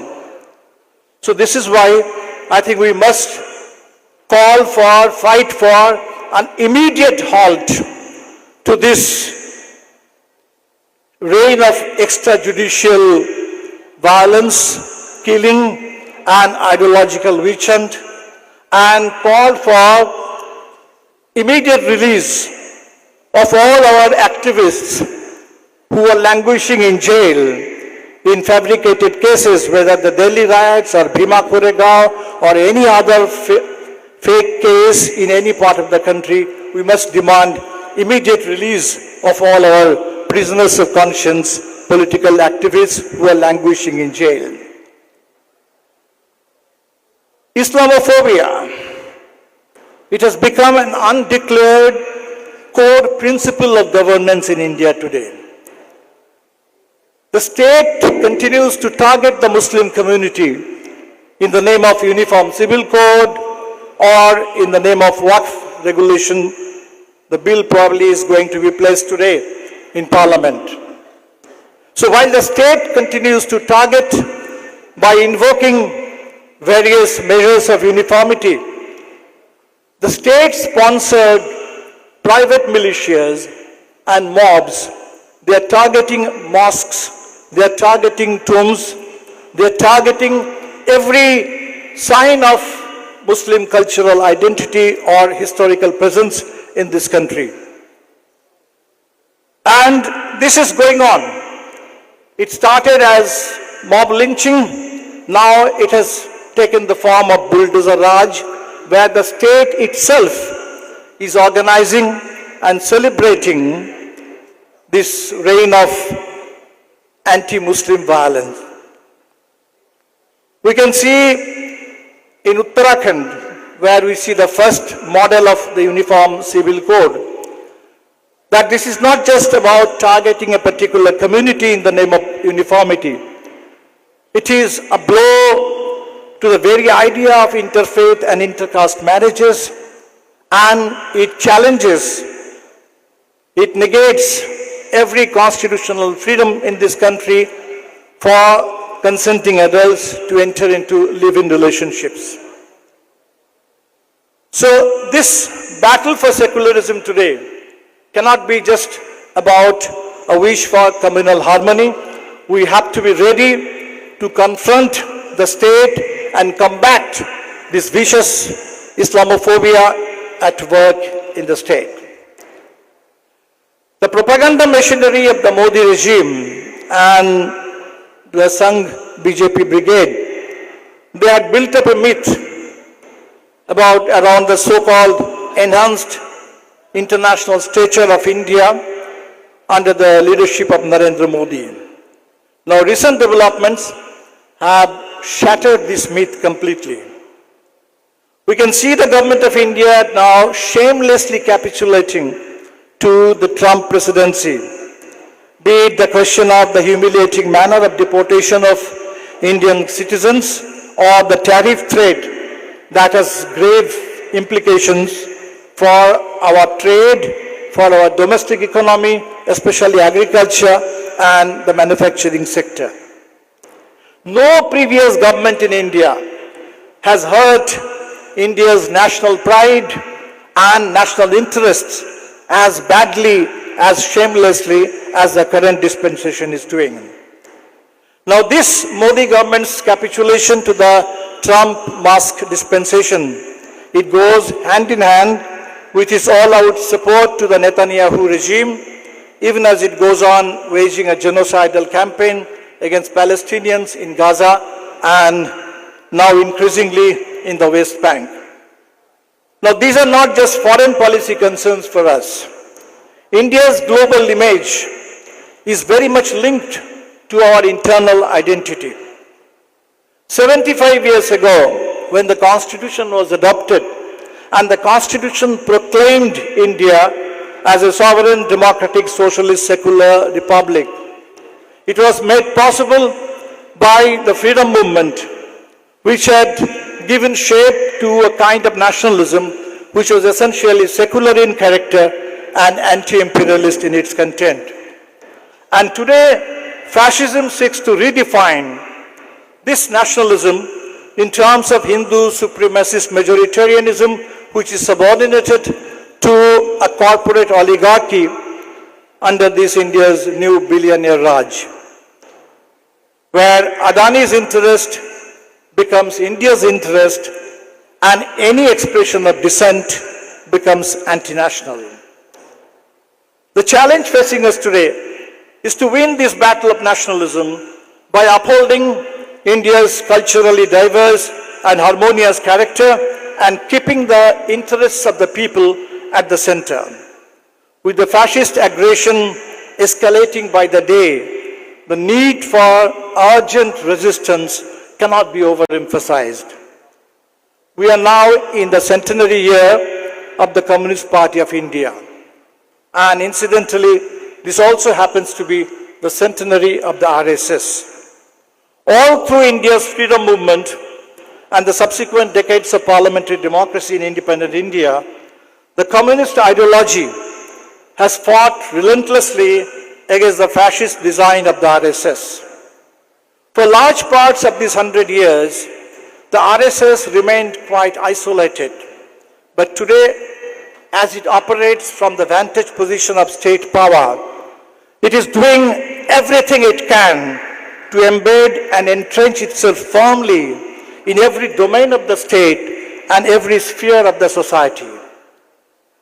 The electoral strength of India's communists has, of course, suffered some major setbacks in recent decades. But we must not let that weaken the communist resistance to the fascist threat.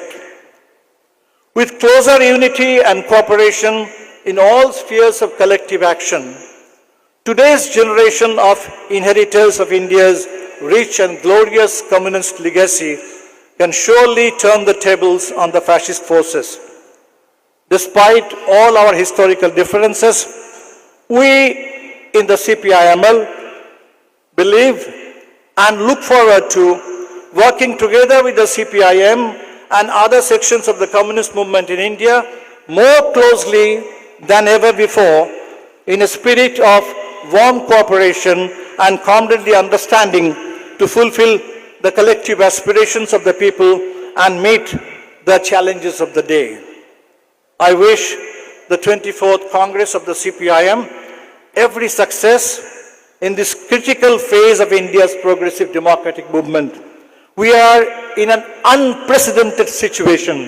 There is no phase in the past history of independent India which even remotely resembles the kind of threat that we are facing today to the basics of India's constitution, to the basics of India, to the basics of any modern civilized democratic country.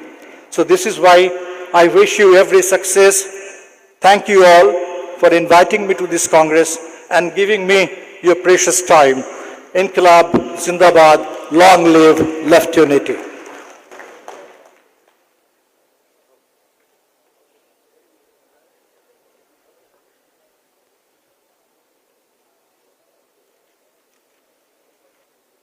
Extending our thanks to Comrade Dipankar Bhattacharya for his speech.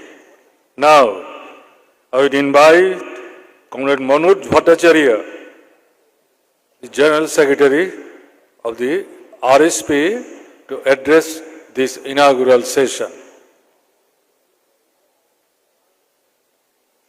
Respected Comrade President,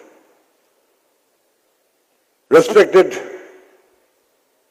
leaders sitting over the dais, the respected leaders of the CPI, CPI-ML Liberation, Forward Bloc, and all respected delegates and friends. Comrades, at the outset, I shall, on behalf of the Revolutionary Socialist Party, extend our warmest greetings to all of you, all the delegates who have come from far-flung areas. And also wish your 24th Congress a grand success to design the newer path of development, the newer ways and means to combat the present situation or the emerging situation, whatever is coming. Comrades, I am sure that you all will agree and permit me in saying that we are going through a trying time, very, very difficult time. I recall Charles Dickens when he said in The Tale of Two Cities, it's a worst time, it is the best time. Worst time because internationally, Gaza is being ravaged on the spacious plea of exterminating the Hamas, what the informed sources say was the creation of Israel's secret agency in the name Mossad. And now in the name of exterminating Hamas, that is indiscriminately killing the humanity. Nearly 60,000 of people, most of whom are women, children, old, infirm, and common unarmed people have been killed, summarily exterminated. And a huge number of people, they have been destituted. How many lakhs, I do not know. Nobody can say. And it started some 27th of October 2023, and it's continuing till now. The conscience of the international community is not responding the way it should. I'm sorry, I'm not going to name any nation. And we are perturbed, we are disturbed, we are dismayed, we are disgruntled. Now if I draw a parallel, in India, only a few days back, the infamous Home Minister of India, Mr. Amit Shah, told that by 1926 we shall exterminate the Maoists. One is exterminating the Hamas and killing the common people, and another is trying to exterminate Maoists and killing the common people. In Gaza, their people are being evicted only to pay way for Mr. Donald Trump, the neo-fascist ruler of the United States of America, to develop his real estate there on the bank of the Mediterranean Sea, a land of 41 kilometers and 12 kilometers. And in India, in Gadchiroli, in Bastar, in Sukma, almost in entire Chhattisgarh, in the name of exterminating the Maoists, the village people are being exterminated. The village people are being killed. I know, I'm certain that, I know it very well, that I am also running the risk of being termed as urban Naxal. I don't mind. But there is a parallel. One is being done for the benefit of the international capital, benefit of finance capital, and other is done for the benefit of Adanis and Ambanis, because that area, the areas which are being inhabited by the Adivasis, those areas are generally mineral-rich areas. As in West Bengal or in Jharkhand, the Adivasis are being disturbed. There are attempts, there are designs to disturb the Adivasi-dominated places. This is the worst of time. And the best of time, if we come to best of time, we shall be taking so much of time. I don't have that time. But I'll say that we have got to be extremely careful, because our cause is to uphold the cause of humanity. When you talk of socialism, it is a humanity that we want to establish in this world, in this inhuman world today.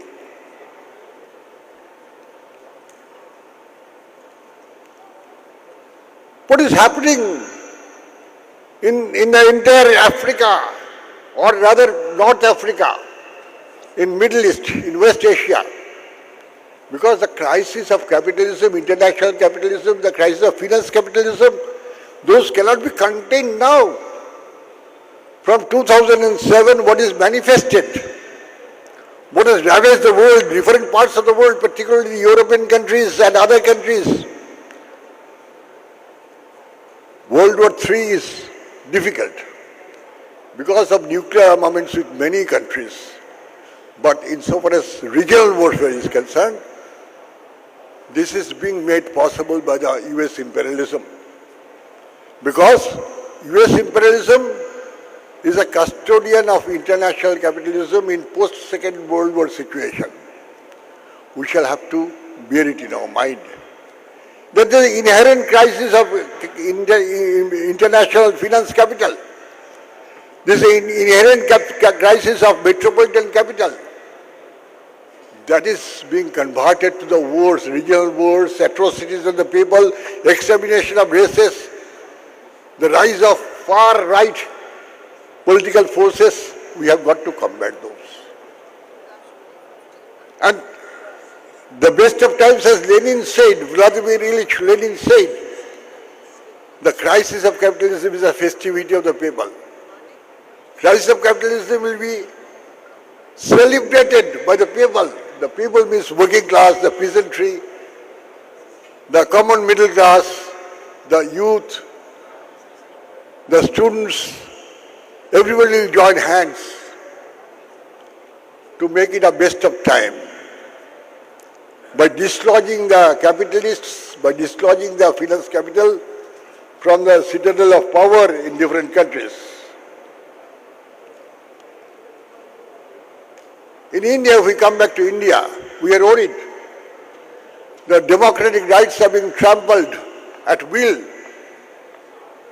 The constitution is being tampered, trampled, and as well as deserted. Because to any Marxist analysis, the paradigm of development that is being pursued, followed by the international capital in the name of neoliberalism is nothing but neo-fascism. And no development of capitalism can take place in a democratic environment. It cannot be.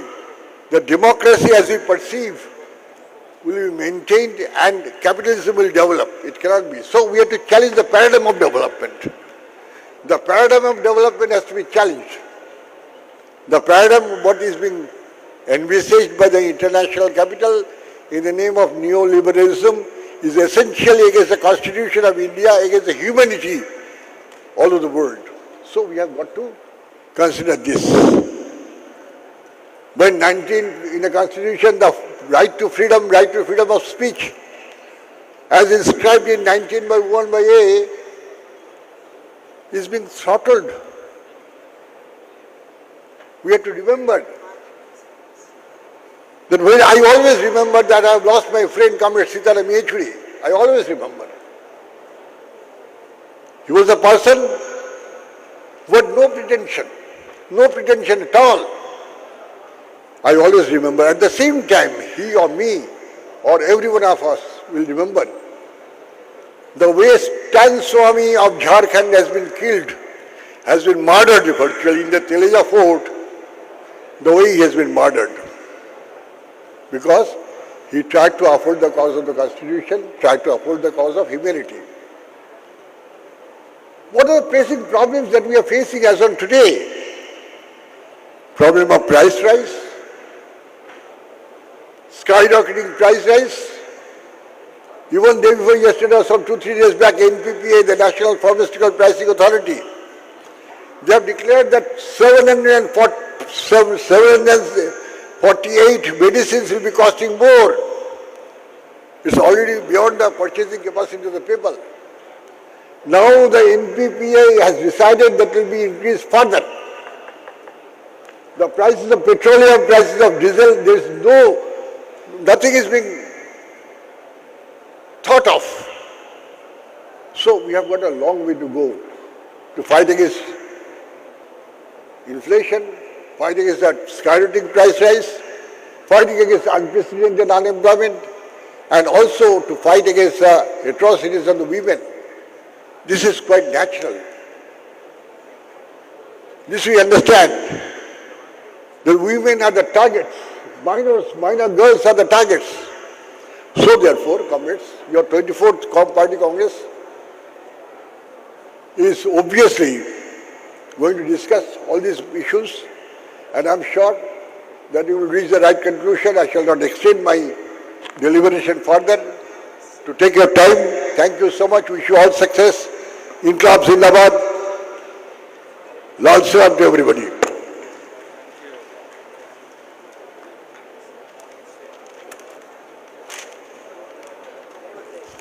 Extending our thanks to Comrade Manoj Bhattacharya for his deliberation. Last speaker, G. Devarajan, General Secretary, Forward Bloc of India. I am inviting him to deliver his speech on this inaugural session.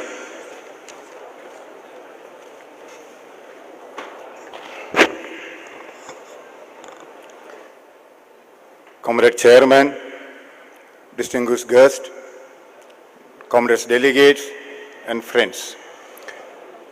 Before I greet this 24th Congress of Communist Party of India Marxist, I would like to pay my respectful homage to Comrade Sitaram Yechury, Comrade Buddhadev Bhattacharya, Comrade Kodiyeri Balakrishnan, Comrade Shankarayya, and other leaders of Communist Party of India Marxists who left us during this period. In fact, Comrade Sitaram Yechury and myself were together in a meeting at Harkishan Singh Surjit Bhavan on Cuba and Palestine, just 1 week before he was hospitalized. I still saw his face here, his easygoing body language, his gentle demeanor, his oratorical eloquence. I can't forget, because when I reached Delhi as a student leader, I used to get advice how can be a true left activist. So, Comrade Sitaram Yechury ko Lal Salam. Comrade, indeed, it is an honor to stand before you today, this August gathering, to address you as a representative of All India Forward Bloc, the party founded by Netaji Subhash Chandra Bose.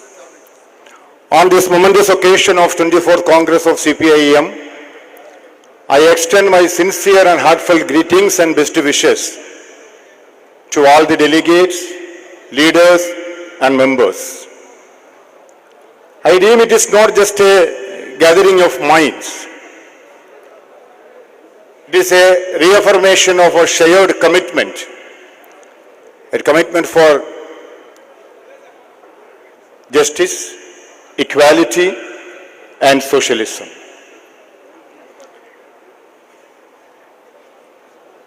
We have taken up the issues of working people, the peasants, the farmers, and the marginalized. We have taken these issues with unwavering commitment. Our dedication to this cause of these working people, the peasants, for social equality, that is why we are the credible political force in India, the left parties. Comrades, the left parties have played and continue to play a crucial role in Indian politics as a corrective force. In a political landscape that often seems dominated by corporate interest, neoliberal policies, and the concentration of the power in the hands of a few, we once you stand as the conscience of the nation. We are the voice of the people, those who have been silenced by the forces of exploitation. We become the voice of the voiceless. Because whenever the left parties are mobilizing the people, we are getting incredible support from the masses. When we are organizing peasant movement, trade union movement, youth movement, people are coming to us, the growing support. See, in India, there are 11 central trade unions. Out of 11 central trade unions, 7 trade unions are holding red flag, except INTUC, BMS, or SEVA, or LPF and LPF. 7 central trade unions are holding red flag. The trade unions are mobilizing the people both from informal and formal sector. We are getting the growing support on the street, in the factories, on farms, and in the hearts of millions. But we are consistently facing a challenge. If we are facing a challenge, the challenge is translating this growing support, the popular support, into electoral success. We should ask one question. The support we are garnering on the street, why it is not fully converted into the ballot box? Comrade, this is a challenge. It is a challenge, no doubt. But this challenge we have to confront head on, not with despair, with introspection and strategic reimagining of our approach. It is needed. Because nowadays everything is being counted. How much you are representing in the decision-making forums, whether it is parliament or assemblies. We, the left parties, have adapted to the evolving political landscape. Our old methods, though successful in certain context, but it is not sufficient in addressing the complex realities of today's India. It is a fact. So we have to we have to engage new forms of political communication, leverage of social media, and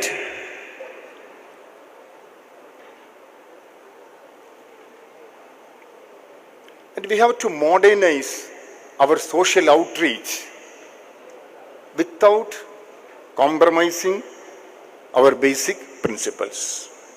It is needed now. Because the Indian left is at crossroads. It is a reality now. From here, how we can move further, that is a big question which we are facing. So the strategic reimagining of our approach is the need of the hour that I felt. Don't take it otherwise. These are the reflections in the meetings of our party. So I think this is the right forum I have to share what we have discussing as a left party in our forums for this August House, because I know that the deliberations, the resolution which you are going to adopt will open a new chapter for the left movement of our country.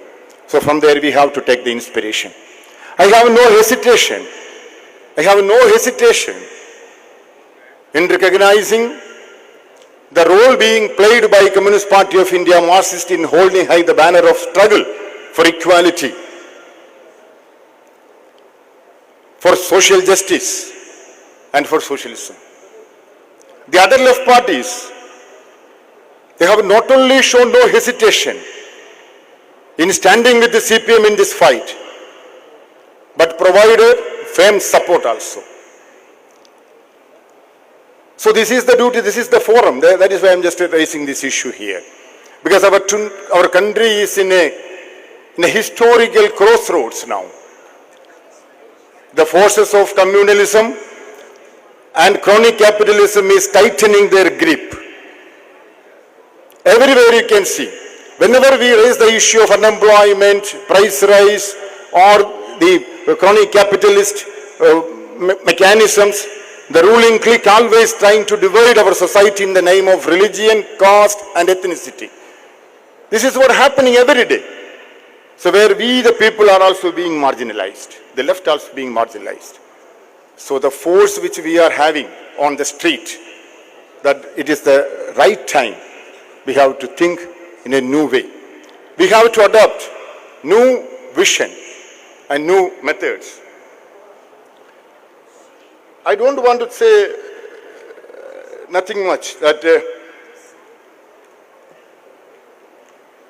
because these entire national and natural assets, they are being handing over to the corporate capitalists. So we the people are fighting on the streets. So this is our responsibility of this challenging time. So the call for left unity, from this forum also we used to raise this slogan, left unity. It should not be a political necessity. It is not only a political necessity otherwise, it is a moral imperative. It is a moral imperative, comrades. Otherwise we will not stand in the long way. I sincerely believe that this Congress of Communist Party of India Marxist will definitely give us new direction, how to take the left movement of our country, and most importantly that we must stay to our roots for an unwavering commitment to the working people and the marginalized. Our agenda must be centered on their needs, their aspirations and their struggles. Let us, this Congress, be the beginning of a new chapter. Let us commit ourselves to introspection and to the correction of our courses. Let us engage with the masses with renewed vigor, enthusiasm and determination. Let us organize, mobilize and galvanize the people not just on the street, but at the ballot box as well. Let this be our motion. Let be our mission to bring the voice of the workers, peasants and marginalized communities into the center of India's political discourse, to ensure that marginalized communities and the struggle of those who have been sidelined not only heard but also translated into political power. Thank you very much for giving me this opportunity to address this August gathering, and I hope that in the coming days a new chapter in the history of the left movement will be opened from this after concluding this historical Congress of Communist Party of India Marxist. Thank you very much. Jai Hind.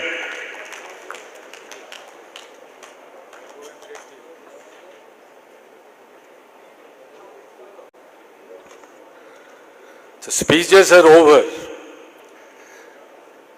We would like to convey our thanks to Comrade D. Raja, who has delivered his speech to this inaugural session.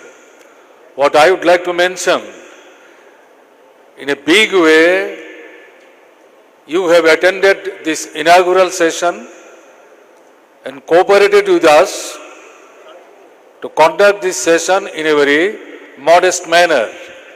Therefore, I would like to convey our thanks and gratitude to you all. Now, a very small program for felicitation. It will be conducted by the chairman of the reception committee. After that, we will disperse for a few times, and at just 1 p.m., the delegate session will start. So, therefore, I would like to draw the attention of the delegates that they should come to the conference hall just at 1 p.m. Comrade, this is a facilitating momentum. I request the Comrade P. Sampath to honor Comrade Biman Basu, who was the senior most leader of our party, and he hoisted the red flag at the venue. Comrade P. Sampath. Biman Basu.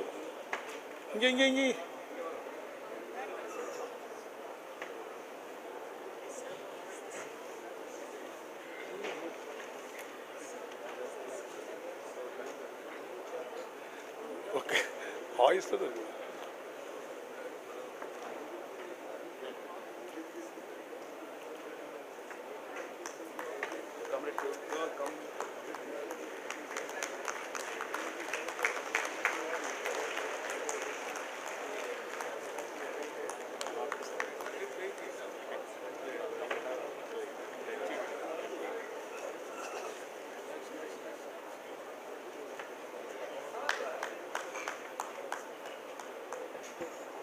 I request Comrade U. Vasahi to honor Comrade Prakash Karat, who has inaugurated the conference, our coordinator who inaugurated the conference.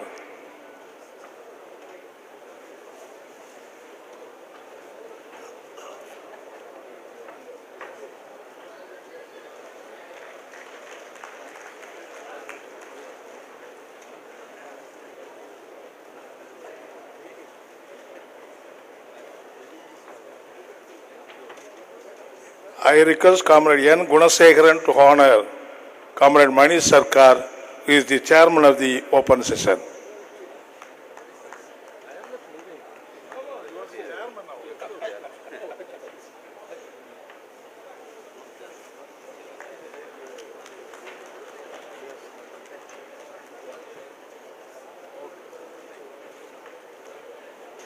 I request Comrade P. Shanmugam, our State Committee Secretary, honor Comrade D. Raja, who is the General Secretary of the Communist Party of India.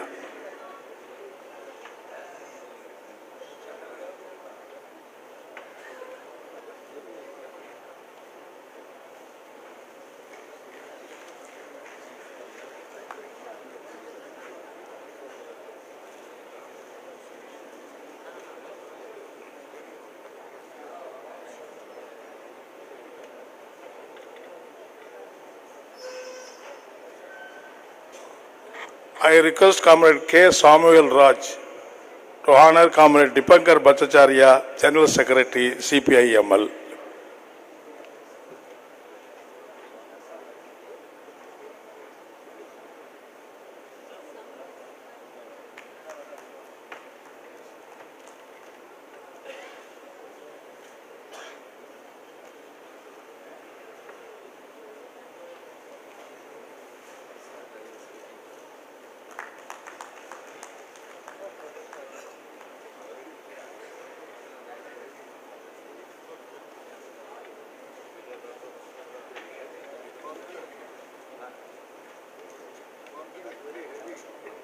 I request Comrade S. Kannan to honor Comrade Manoj Bhattacharya, General Secretary, RSP.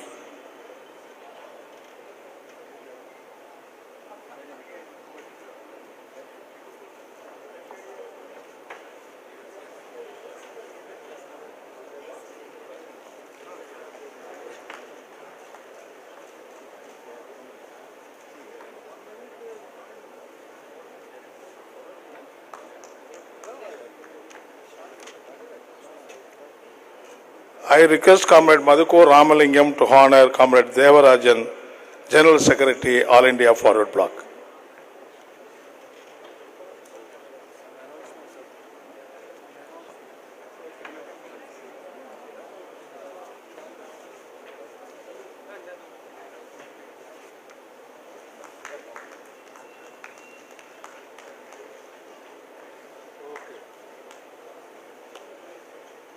I request all the lefty leaders to join hands for a photo session.